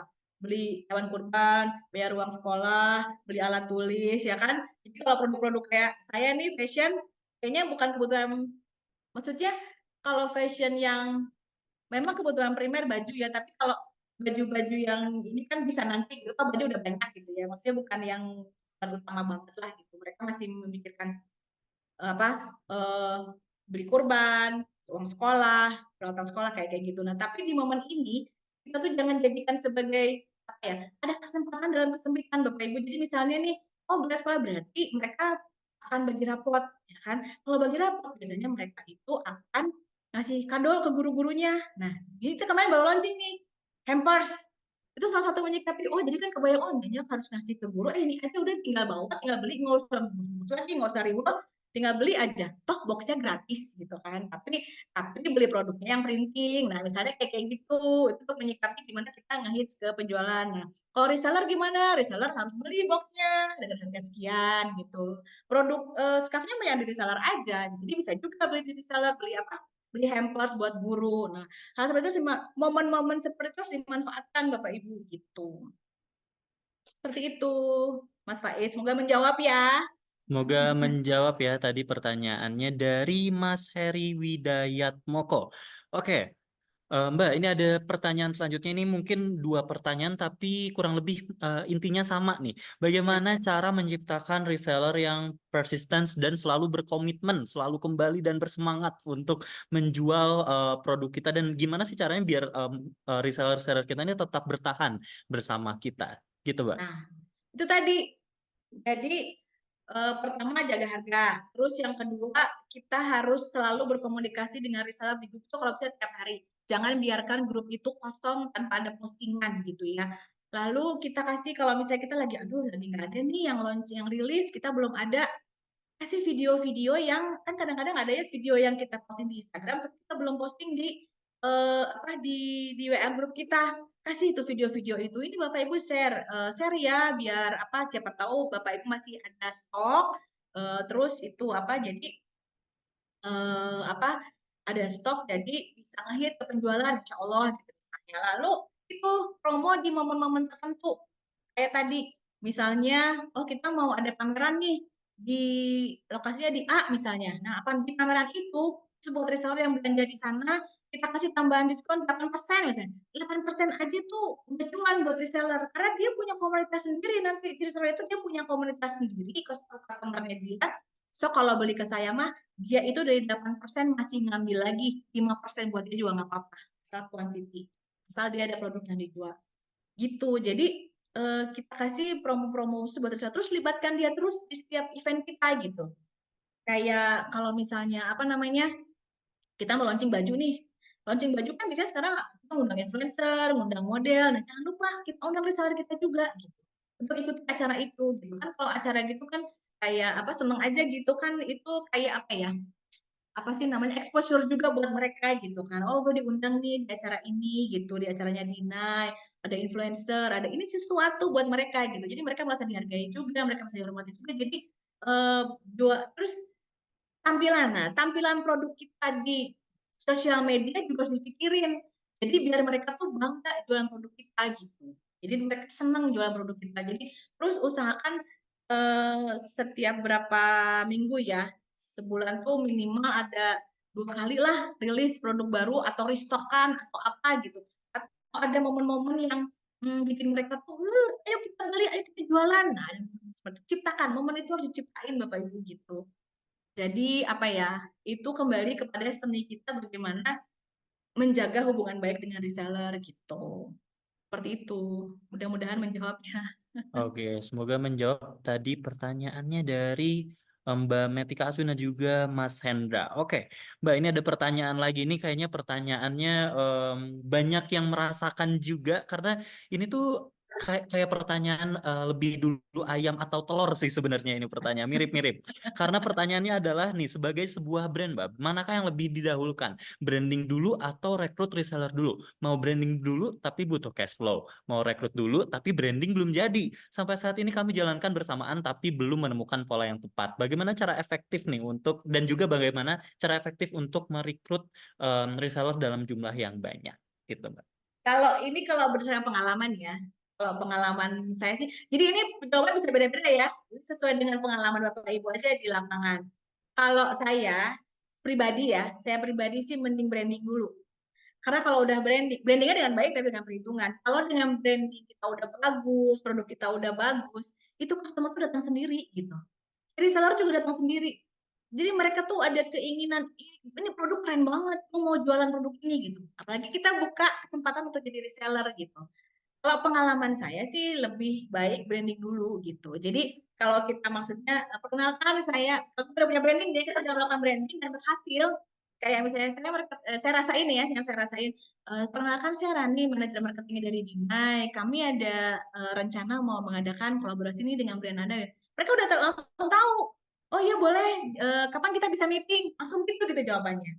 Jadi apa ya? Ya branding dulu. Nanti reseller dan customer tuh akan datang sendiri.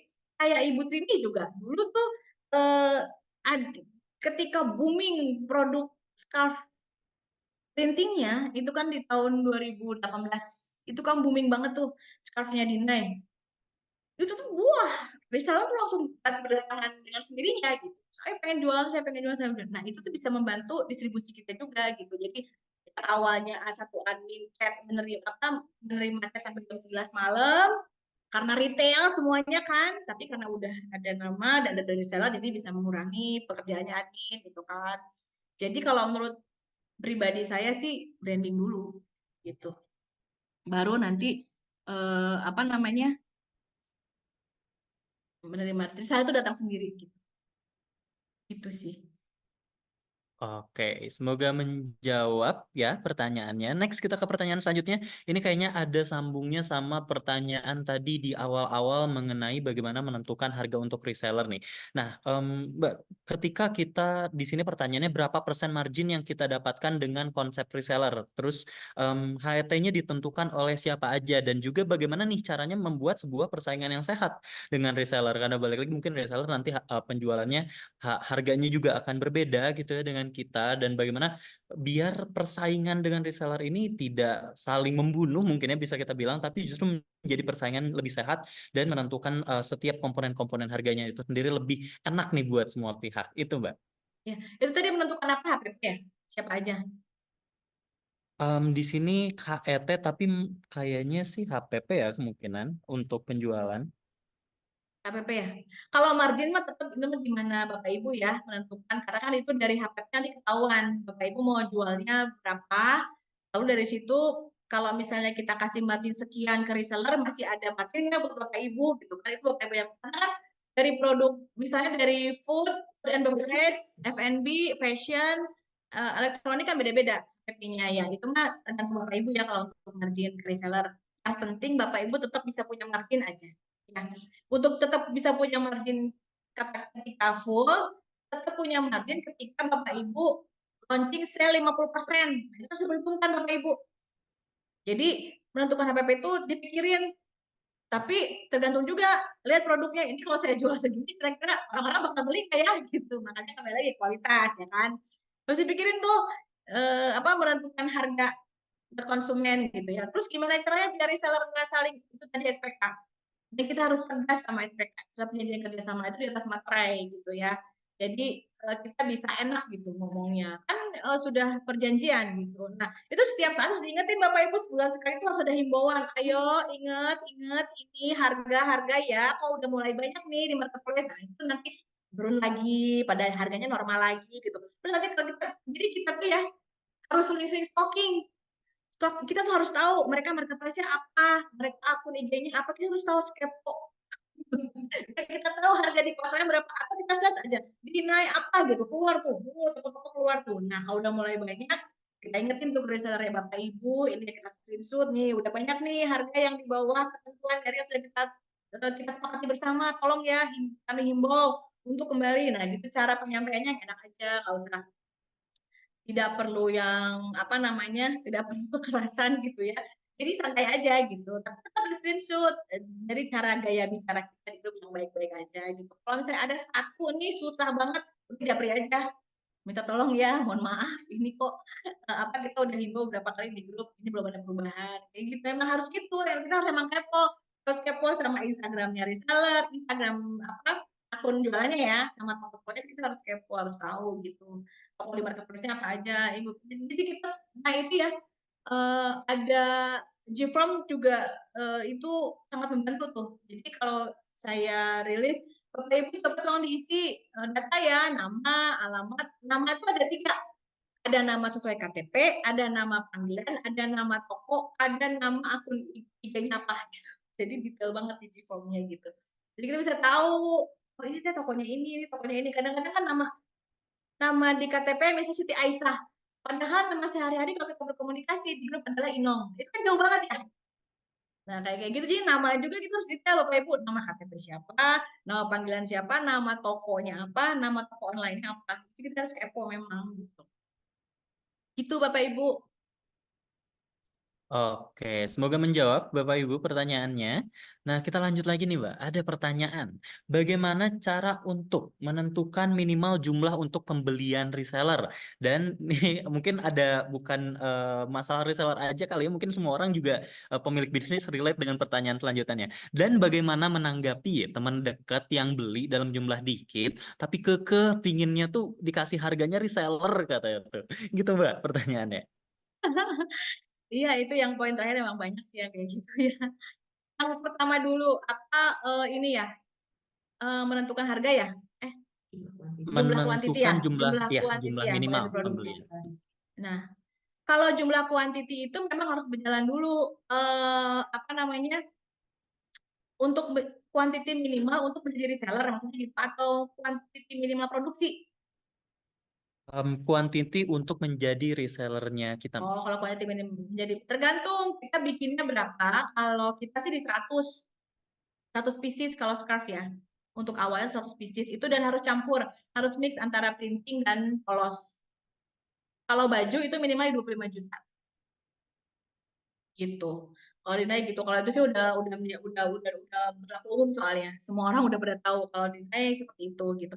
Itu kita dapat dari hasil data apa data produksian kita juga. Jadi kayak kita hitung, ambil kesimpulan, oh kayaknya nemu nih angkanya segini gitu. Nanti Bapak Ibu juga gitu, itu produksinya sekian, kira-kira kalau saya reseller saya yang daftar ada berapa, ini apa namanya?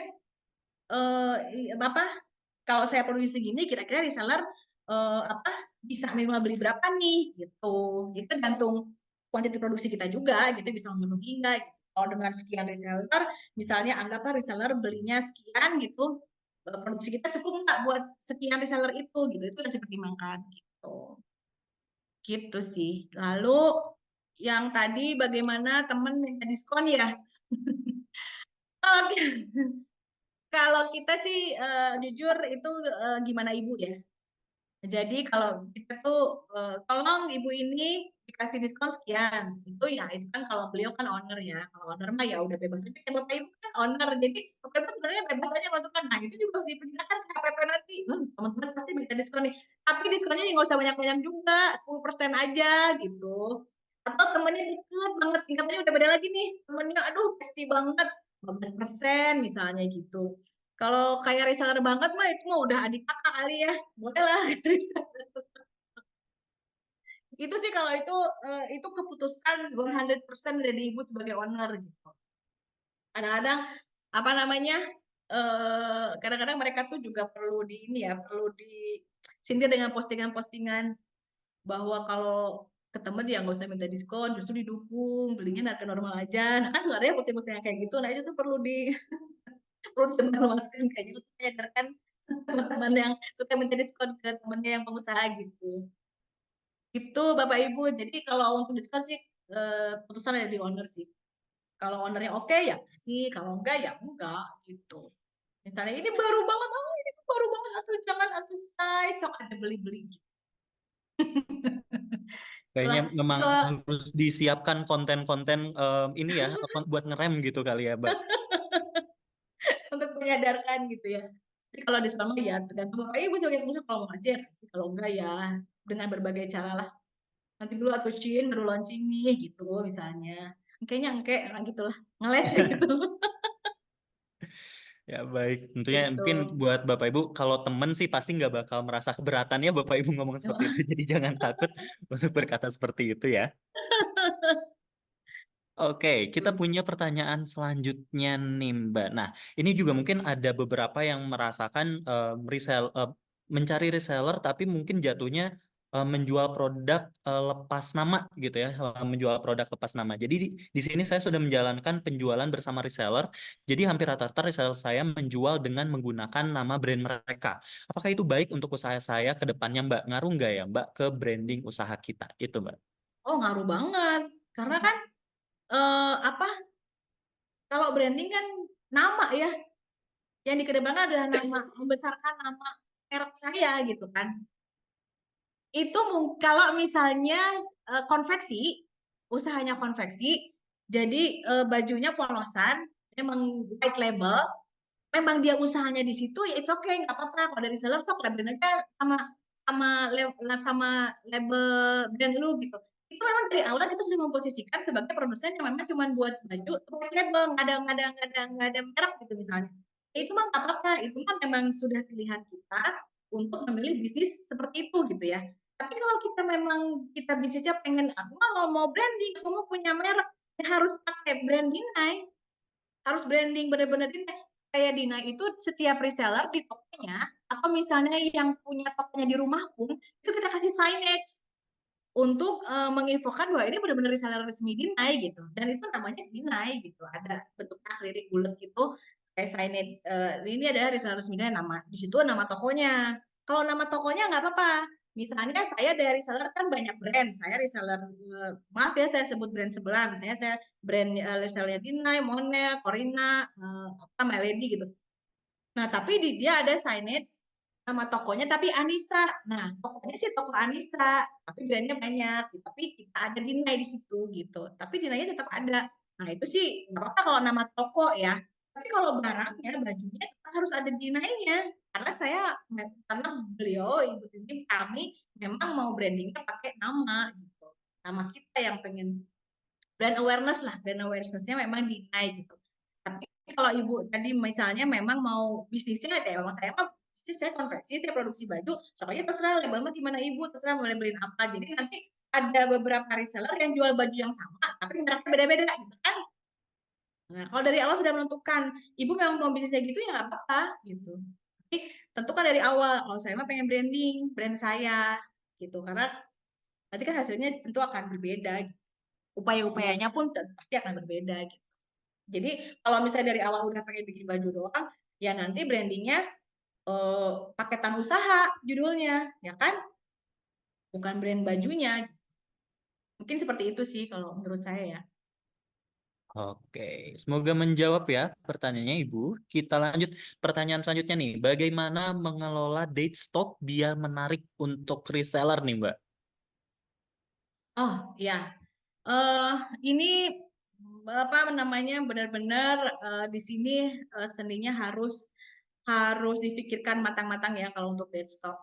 Karena kalau istilahnya gini, kalau dead stock di kita itu kan berarti dead stock juga di reseller kan. Berarti entah itu kita produksinya kebanyakan tanpa perhitungan sehingga sebenarnya semua segmen itu udah punya semua customer di itu udah punya produk itu tapi kita kelebihan.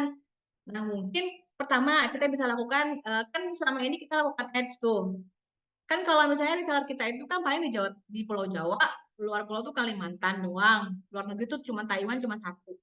Nah, kita pertama bisa lakukan ads. Ads itu kita jangkau daerah-daerah yang ada resellernya. Kan Bapak Ibu saya yakin di sini udah familiar dengan ads di Meta ya. Jadi kan itu ada pilihan kotanya tuh. kita pilih kota-kota yang tidak ada reseller dinainya di situ. Itu satu, bisa lewat ads. Yang kedua, interest di ads-nya di ini lagi, di apa namanya, diolah lagi. Misalnya selama ini kita interestnya cuma shop, misal ini ya, orang yang suka shopping online, bisa ganti, kan kita tuh misalnya demografinya 55 sampai 55, berarti kayaknya ibu-ibu ini suka masak, nggak apa-apa. Ibu-ibu yang suka masak misalnya interestnya, bisa aja gitu kan. Nggak yang shopping online aja, ibu kan suka masak, nanti dapat tuh, siapa tahu ibu-ibu yang suka masak yang ini mah belum punya produk ini gitu, si produk itu tadi di ads ke situ. Yang ketiga, misalnya affiliate. Kan di marketplace ada tuh affiliate. Nah, si produk yang dead ini, yang dead stock ini, coba kita affiliate dulu. Kita pasang affiliate dulu di marketplace, misal nih ya. Terus apa namanya? Kalau misalnya di ads pun udah tetap dead stock, tapi yang insya Allah lah, kalau udah di ads-nya udah diotak-atik, ads-nya udah diperbaharui lagi, terus bikin konten refreshment lagi. Konten refreshment itu gini, misalnya konten awalnya produk favorit itu ini gitu ya, tapi kan stop, udah lama nih kok masih ada aja, kita bikin tuh, kita olah lagi, kita foto lagi, kita refresh lagi. Saya dulu ada tuh produk yang gitu, apa, produk yang gitu tuh, itu dulu kita punya jaket, ketika rilis tuh aduh susah banget itu apa, jualannya gitu ya, dan kita bikinnya banyak banget emang gitu. Akhirnya berjalannya waktu, kita bikin lagi video baru dengan styling yang baru, dengan metode yang baru, itu 80% habis, dan akhirnya habis beneran gitu. Ketika launching pertama sih dinaikin lagi refreshment konten ya, itu dia apa namanya, karena memang stylingnya pas mungkin momennya, terus stylingnya lucu, jadi lucu dipakainya gitu. Jadi itu alhamdulillah 80% di hari pertama rilis lagi terjual, terserap, dan akhirnya habis, gak lama habis gitu.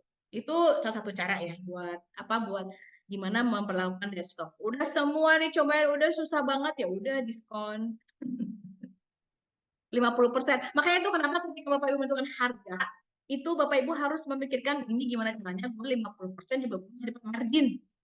Itu pentingnya Bapak Ibu menentukan harga jual, menentukan HPP juga. Semoga menjawab. Oke, semoga menjawab, Ibu. Selanjutnya nih, ada dua pertanyaan yang mungkin saling terikat nih. Pertanyaan pertama, Mbak, bagaimana menyikapi minat reseller tapi punya keterbatasan dalam modal? Apakah kita harus memberikan produk kita terlebih dahulu? Tapi di bawahnya ada juga nih yang nanya, bagaimana cara mengelola reseller yang sistem pembayarannya dengan sistem tempo tidak cash di depan? Karena bisa jadi reseller di tempat yang berbeda untuk menghindari penipuan. Kadang ada reseller yang belum punya modal dengan cara pengen jadi reseller dengan cara ambil produk dulu sambil nunggu produk yang kita dijual laku gitu. Jadi ada dua yang tapi-tapian nih gitu ya pertanyaannya. Gimana nih Mbak menjawabnya? Iya, itu sih sebenarnya kembali lagi ya, kita sebagai pengusaha mau seperti apa, lihat juga apa kondisi keuangan kita juga, lihat juga kondisi bisnis kita. Tapi mohon maaf, selama ini yang dilakukan Dinai semuanya beli putus gitu. Jadi nggak ada ambil dulu barang di depan, nggak ada nyicil, kecuali open PO ya. Kalau open PO itu 50% di awal, itu open PO, dan ketika barang itu harus lunas gitu. Tapi kalau untuk barang-barang yang ready, kami selama ini selalu beli putus. Dan memang lebih baik beli putus sih kalau menurut saya ya, kalau bisnis gitu. Jadi nggak ada utang piutang di antara kita gitu. Kecuali kalau open PO. Kalau open PO kan memang barangnya juga belum ada, belum ready kan. Jadi 50% itu untuk ketika nanti ready, siapa yang didahulukan? Yang didahulukan yang udah bayar 50% gitu. Gitu aja sih. Jadi Bapak Ibu mohon maaf kalau kami lebih kepada beli putus sih. Nggak barang dulu, nggak uang dulu gitu. Jadi ada uang, ada barang aja gitu. Itu Mas Faiz. Oke, Mbak. Ini mungkin sedikit bergeser sedikit bukan tentang resellernya, tapi Ya. tentang menyikapi em, produk nih. Di sini ada Neng Indah produknya adalah Sus Algani. Produknya adalah produk makanan nih. Bagaimana menyikapi ada produk yang sama sedangkan harganya lebih murah dibandingkan dengan yang dimiliki gitu. Sedangkan sudah dicoba dijelaskan bahwa perbedaan produk kita kenapa punya harga sekian gitu ya udah dijelasin, tapi gimana ya cara menyikapinya biar mungkin lebih bijak dan juga lebih bisa bersaing nih dengan pasaran yang mungkin sangat-sangat ketat untuk masalah harganya itu sih, Mbak. Oh, maksudnya ini misalnya kemeja, kemeja ini misalnya kami jualnya 500, tapi ada maksudnya brand sebelah dengan kemeja yang mirip tapi harganya 300 misalnya gitu. Betul. Oh iya. Jadi memang ya memang kita harus jelaskan sih bahwa barang ini tuh bahannya berkualitas karena ada harga ada kualitas kan pastinya.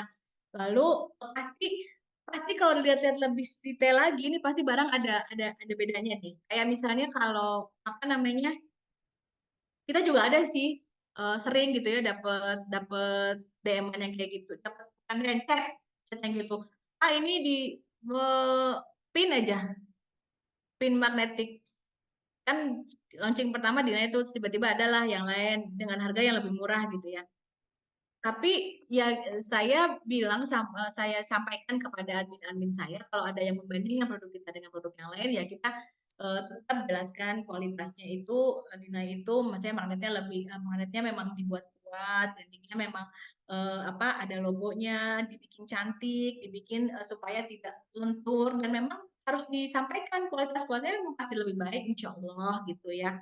Terus apa namanya eh, ya apa namanya sampaikan gitu.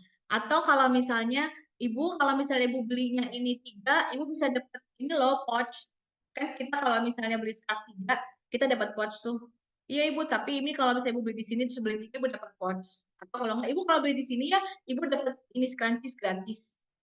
Kalau misalnya kita kasih kualitas nggak mempan gitu, gitu lah biasanya kalau customer makan maunya mungkin ujung-ujungnya misalnya diskon gitu udah sampai aja gitu enggak ibu sok ibu saya kasih kalau misalnya di sini ibu dapat apa Al-Quran misalnya mukena nih mukena sama bahannya oh lentur apa nggak kleser gitu kalau bahasa bahasa orangnya iya ibu tapi kalau di sini kita sudah dijelasin ini bagus motifnya ini dinilai monogram dinilai oh mau motif mas sama aja di misalnya gitu ngeyel yaudah ibu kita kasih Al-Quran ibu mau nggak kita free Al-Quran loh padahal emang programnya ada itu free Al-Quran tapi di sini free Al-Quran ibu Al-Qurannya dinilai lagi ada brandingnya dinilai udah diem kalau mau digituin mah dikasih scrunchies saja jadi bapak ibu siapin juga gini-gini kayak gitu untuk yang ngeyel-ngeyel kayak gini boleh boleh juga dicoba gitu iya ibu tapi kalau ibu beli di sini ibu dapat scrunchies mau nggak sih oke dia kualitas ini tuh bagus sama di sana juga printingnya sama nih di sana juga monogram di situ harganya murah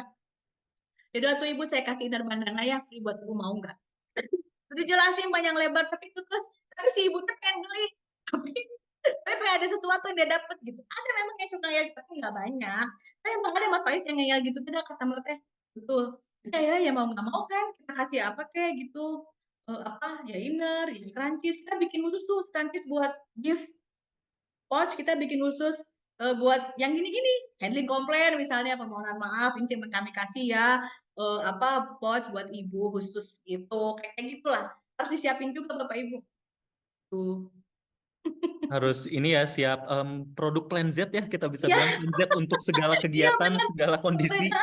program program kayak gitu kan perlu buat yang kayak gini nih gitu gimana kita tapi kan kita nggak mau pokoknya harus beli di naik gimana caranya aja saya kata boleh dulu ini mereka bu ini ada yang itu pengen gini boleh nggak beli ya udah kasih aja boleh udah jelasin apa apa tetap keke tapi harganya harga sesuai akhirnya dia beli yang dinai gitu tapi ya itu ya udah kasih scrunchies ya udah kasih inner gratis gitu.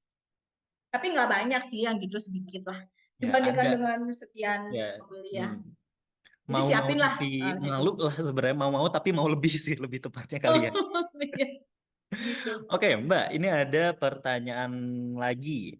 Bagaimana gimana caranya kalau reseller itu jauh teh? Mungkin bisa kita bilang jauhnya ini jauh dari home base produk kita kali ya, bisa kita bilang. Mungkin di satu sisi aku mencoba meramu pertanyaan lainnya dan bagaimana cara menentukan reseller itu adalah reseller yang paling tepat untuk kita teh karena kan kalau misalnya dilihat ya mungkin di beberapa kasus bisnis-bisnis yang membuka reseller ada nih yang resellernya ternyata tidak amanahnya itu dalam artian mungkin malah menjatuhkan brand kita gitu ya atau ternyata malah tidak jadi beneficial untuk kita gitu karena mungkin di salah satunya adalah dia jauh dan lain-lain jadi tidak terkontrol dan lain-lain. Nah, itu gimana Kak? Untuk apa ya? Bisa kita bilang mengatasinya mungkin atau kita harus melakukan apa nih untuk kasus-kasus seperti ini?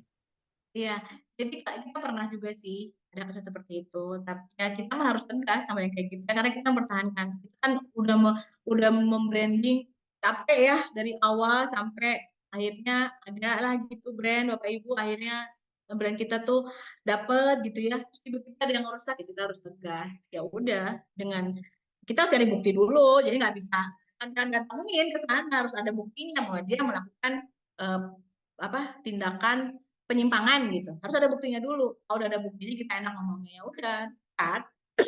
Harus tegas itu mah. Tapi harus ada buktinya ya Bapak Ibu. Harus ada alasan-alasannya, harus ada kita tuh jadi nggak bisa asal ngekat. Kita harus datengin emang didatengin sama kita juga. Investigasi itu kita selalu lakukan.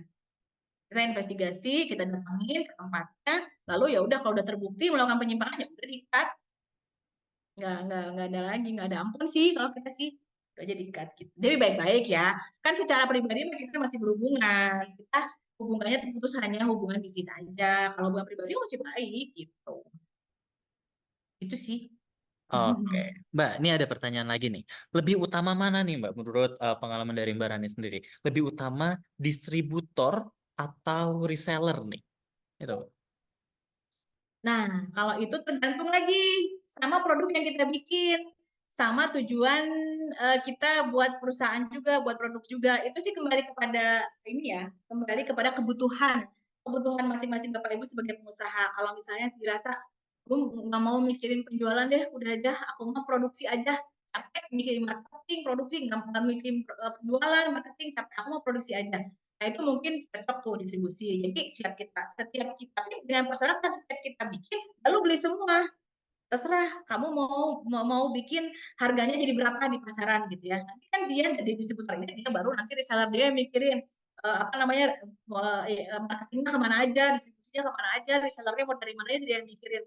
Tapi kalau misalnya enggak, aku mau jualan ke retail juga karena aku mau dikenal juga nih brand aku juga pengen apa namanya pengen bisa jualan ke retail juga misalnya karena resellernya kan belum mencapai daerah-daerah tertentu yang belum gitu ya. Nah, ya udah reseller aja gitu. Jadi tergantung apakah tapi kalau yang di luar Jawa gimana ya? Di luar Jawa kan susah juga nanti bolak-balik ongkir gitu kan kirim barang. Ya udah deh kalau di luar Jawa kayak di Riau kita bikin mitra aja. Nah, tapi tentunya ketentuan mitra itu beda dengan reseller. Tapi nanti reseller-reseller yang di daerah Riau, khusus daerah Riau, nanti belinya ke mitra aja karena bisa jauh ke kita mah beli gitu kan. Nah, itu mah kembali ke kebutuhan tujuan utama Bapak Ibu bikin bikin produk ini apa gitu. Kalau saya emang nggak apa-apa repot dengan marketing, repot dengan penjual, repot dengan reseller, ya udah reseller aja nggak apa-apa. Karena saya juga mau jualan ke retail. Karena kalau udah bicara distributor, kita kan nggak bisa jualan retail Bapak Ibu, ya kan?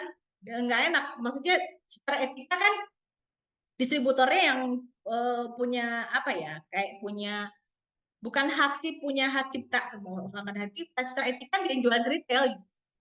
Kalau kita hanya produksi aja gitu. Kita paling jualan, ya kita jualannya dalam jumlah besar gitu. Dan kalau kita sudah siap dengan jumlah produksinya, ya kenapa enggak? Distributor kan cuannya lebih besar memang. Jadi quantity kan mainnya, walaupun marginnya terbatas, tapi sekali sekali nampol berapa ratus, berapa ribu gitu kan, gitu. Tapi kalau misalnya kayak ini reseller nih masih di Pulau Jawa doang nih, luar Pulau Jawa belum, tapi mereka adalah biasanya kendalanya nggak mau ongkirnya bolak-balik mahal. Ya udah kita kasih mitra, disebutnya mitra ya, bukan distributor. Mitra di sana, nanti reseller di sana ya udah beli ke mitra aja. Kalau gitu boleh. Itu sih. Jadi tergantung Bapak Ibu nanti menentukan dari awal tujuan perusahaannya apa gitu.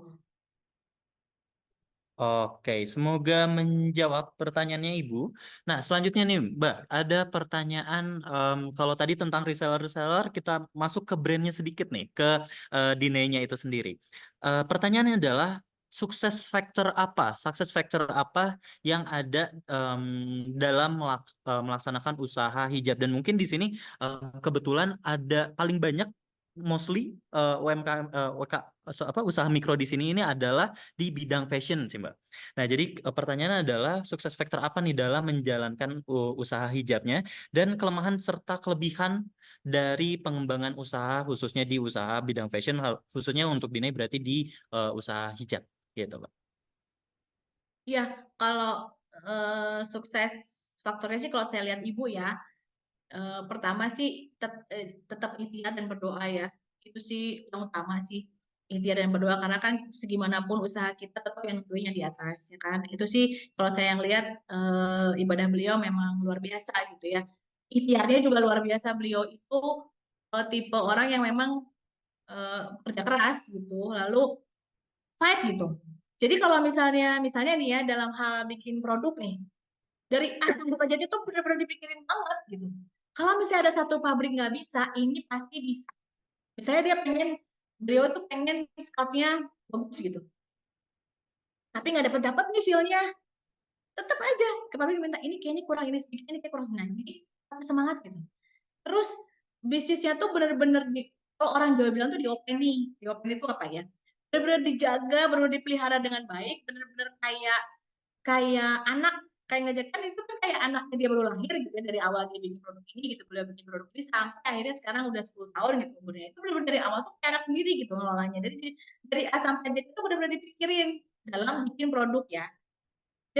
Dan memang kalau owner itu memang harus turun, nggak bisa Bapak Ibu sebagai pengusaha gini mempercayakan semuanya udahlah sama orang kepercayaannya, nggak bisa. Memang harus ikut turun, tapi ya nggak capek-capek juga. Minimal hari Senin briefing lah gitu. Hari Senin tuh meeting tuh yang paling penting banget. Meeting sama semua unit, ini produksi, baik marketing, penjualan semuanya meeting Senin. Nah baru Selasa, Rabunya bisa lah Bapak Ibu apa.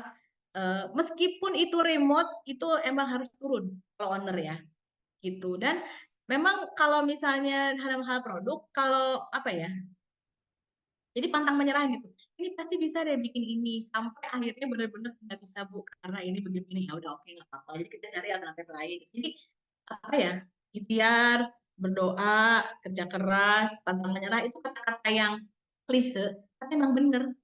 Dan memang owner harus turun, harus ikut gitu. Jadi jangan lepas, jangan percaya gitu aja hal-hal apapun, sekecil apapun tuh sebaiknya tahu. Ya sekedar tahu aja, nggak usah juga jadi wah capek enggak.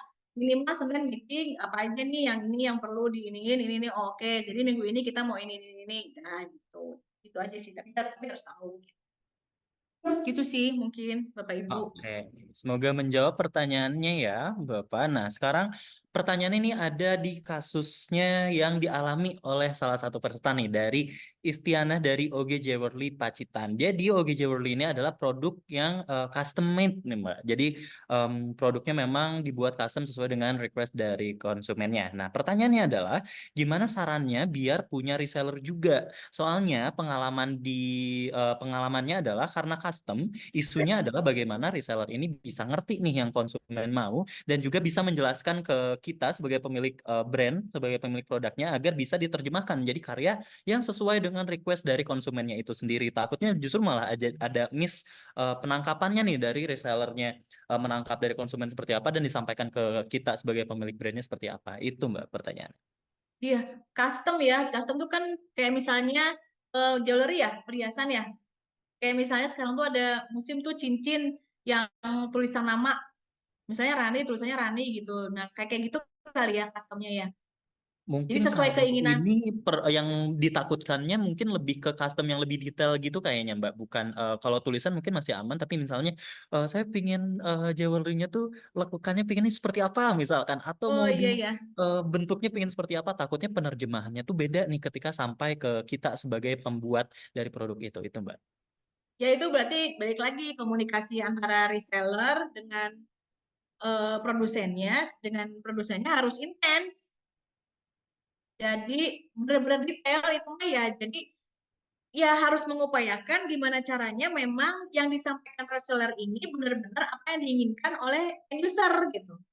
Nggak ada cara lain, emang harus komunikasi intens, harus detail. Jadi kalau nggak bikin form aja, form dengan ketentuan-ketentuan, dengan isiannya tuh detail gitu. Maunya ini atau ini, maunya ini atau ini gitu. Jadi jelas batasan-batasannya tuh jelas gitu, batasan-batasan orderannya tuh jelas gitu. Sama komunikasi sih yang penting antara produsen dengan reseller, antara reseller dengan end usernya nggak miss. Memang sulit juga ya kalau kita waktu itu ada sih custom salah satu karena gini kita bikin sarimbit tapi nggak banyak. Kalau ini memang produknya custom dan semua custom, kalau sama semua penjualan seperti itu mungkin agak agak pusing ya kalau tidak ada batasan-batasan yang jelas gitu. Customnya tuh mau apanya, ininya jelas gitu ya. Kalau jelas ada formnya jadi jelas apa batasannya gitu ya. Tapi kalau kayak waktu itu kita bikin sarimbit Tapi ternyata si baju buat anak paling kecil bayi yang cowok itu kegedean. Akhirnya mintanya di custom sama kita bikin ukuran yang kecil. Nah, bilanglah ke reseller, reseller bilang ke kita, karena ini semua si ibunya, bapaknya, kakak-kakaknya udah pada pakai baju ini. Nah, dia ini yang belum ini. Nah, begitu mah mungkin bisa ukurannya berapa? Mau pakai size apa jelas? Kalau size M mah segini segini segini. Kalau size M mah segini segini segini, kalau L mah segini segini segini. Jelas, dia mau S, mau M atau L. Batasannya jelas, indikatornya jelas. Yang S itu apa, yang M itu apa, yang L itu apa. Jadi enggak customize itu nggak terlalu banyak gitu. Jadi gampang, oh ya udah bikin aja XS akhirnya. Tuh. Custom ya. Jadi memang mau tidak mau tidak bisa dipungkiri harus komunikasinya harus intens sama resellernya dan batasan-batasan customnya harus jelas juga. Indikator-indikatornya harus jelas gitu. Gitu. Ari.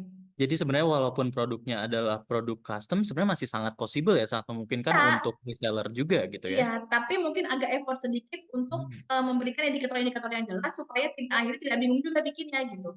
Jadi kalau misalnya mau produknya A, ini harus gini, gini, mau pakai ini, nggak mau pakai ini, nggak pakai ini, nggak gitu. Kalau misalnya produk customnya B, ini tuh B tuh gini, gini, gini, gini. Atau kalau ada custom yang memang campuran semuanya, ya itu harus intens, ngobrolnya bener-bener intens banget sama resellernya supaya jangan sampai salah nanti ke end user gitu.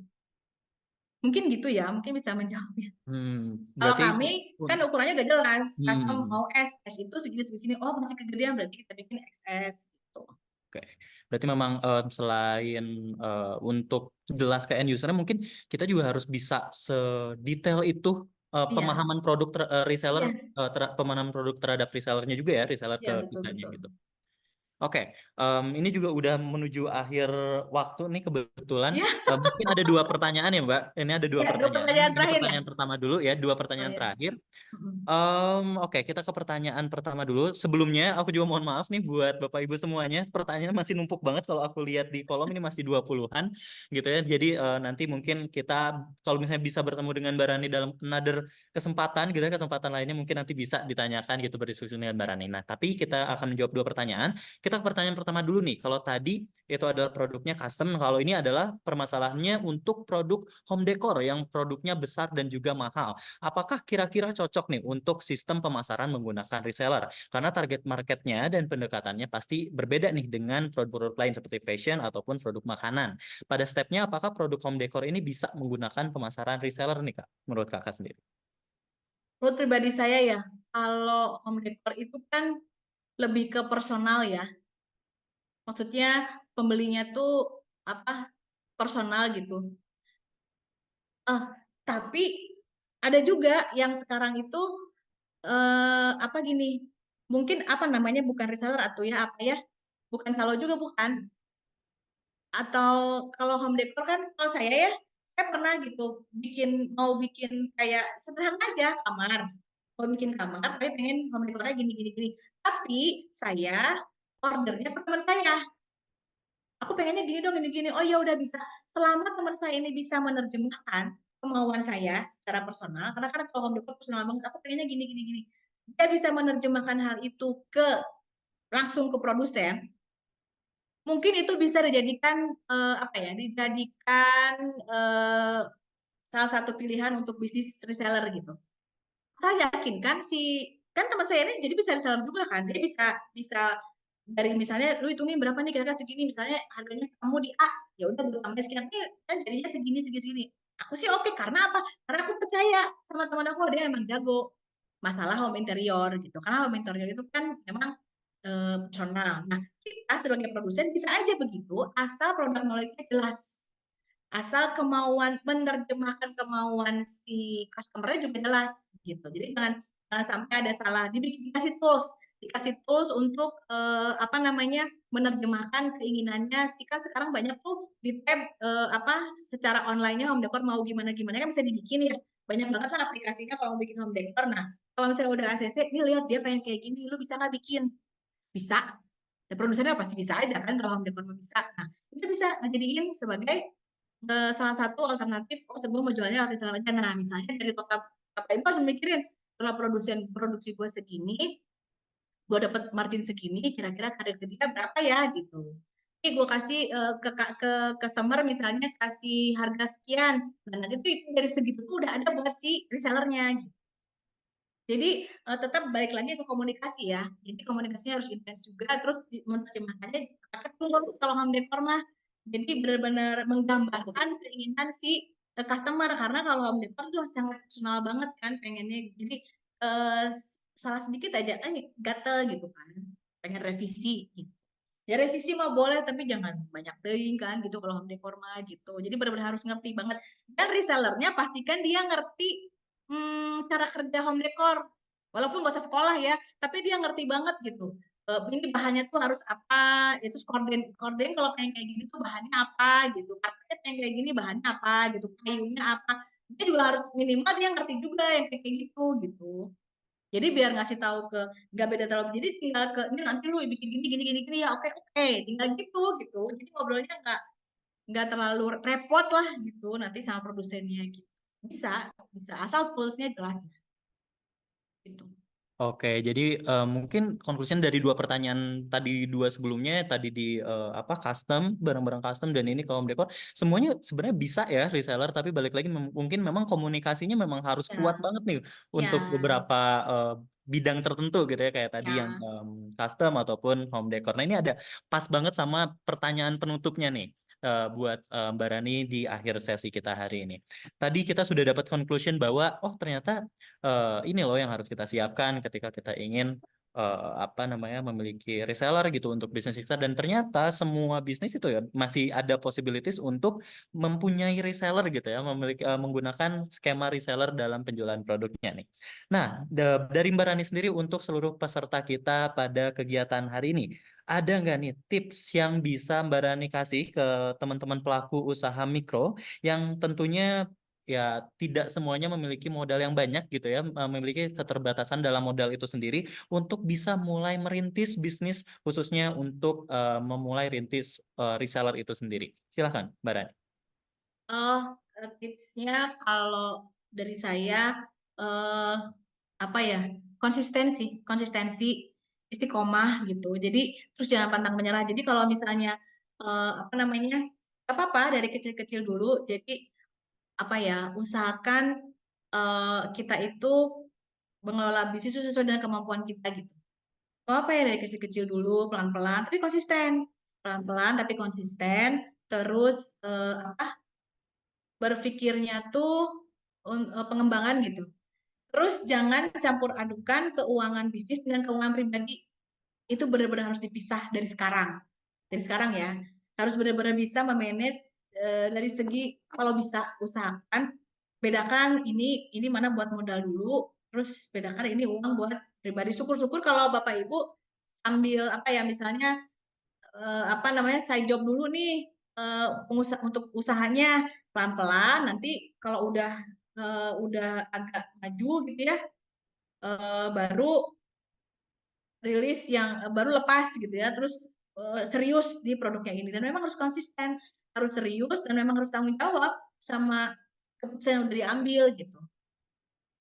Jadi apa namanya ya, nggak, awalnya kalau dengan modal, kebanyakan ya kalau saya lihat pengusaha-pengusaha brand lokal yang sukses sekarang itu yang modal awalnya juga nggak gede, di bawah 10 juta semuanya yang saya tahu ya.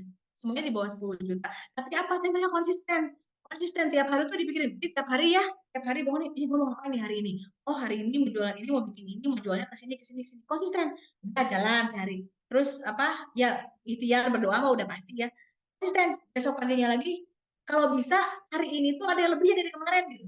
Oh, kemarin gue udah gini, sekarang apa lagi ya?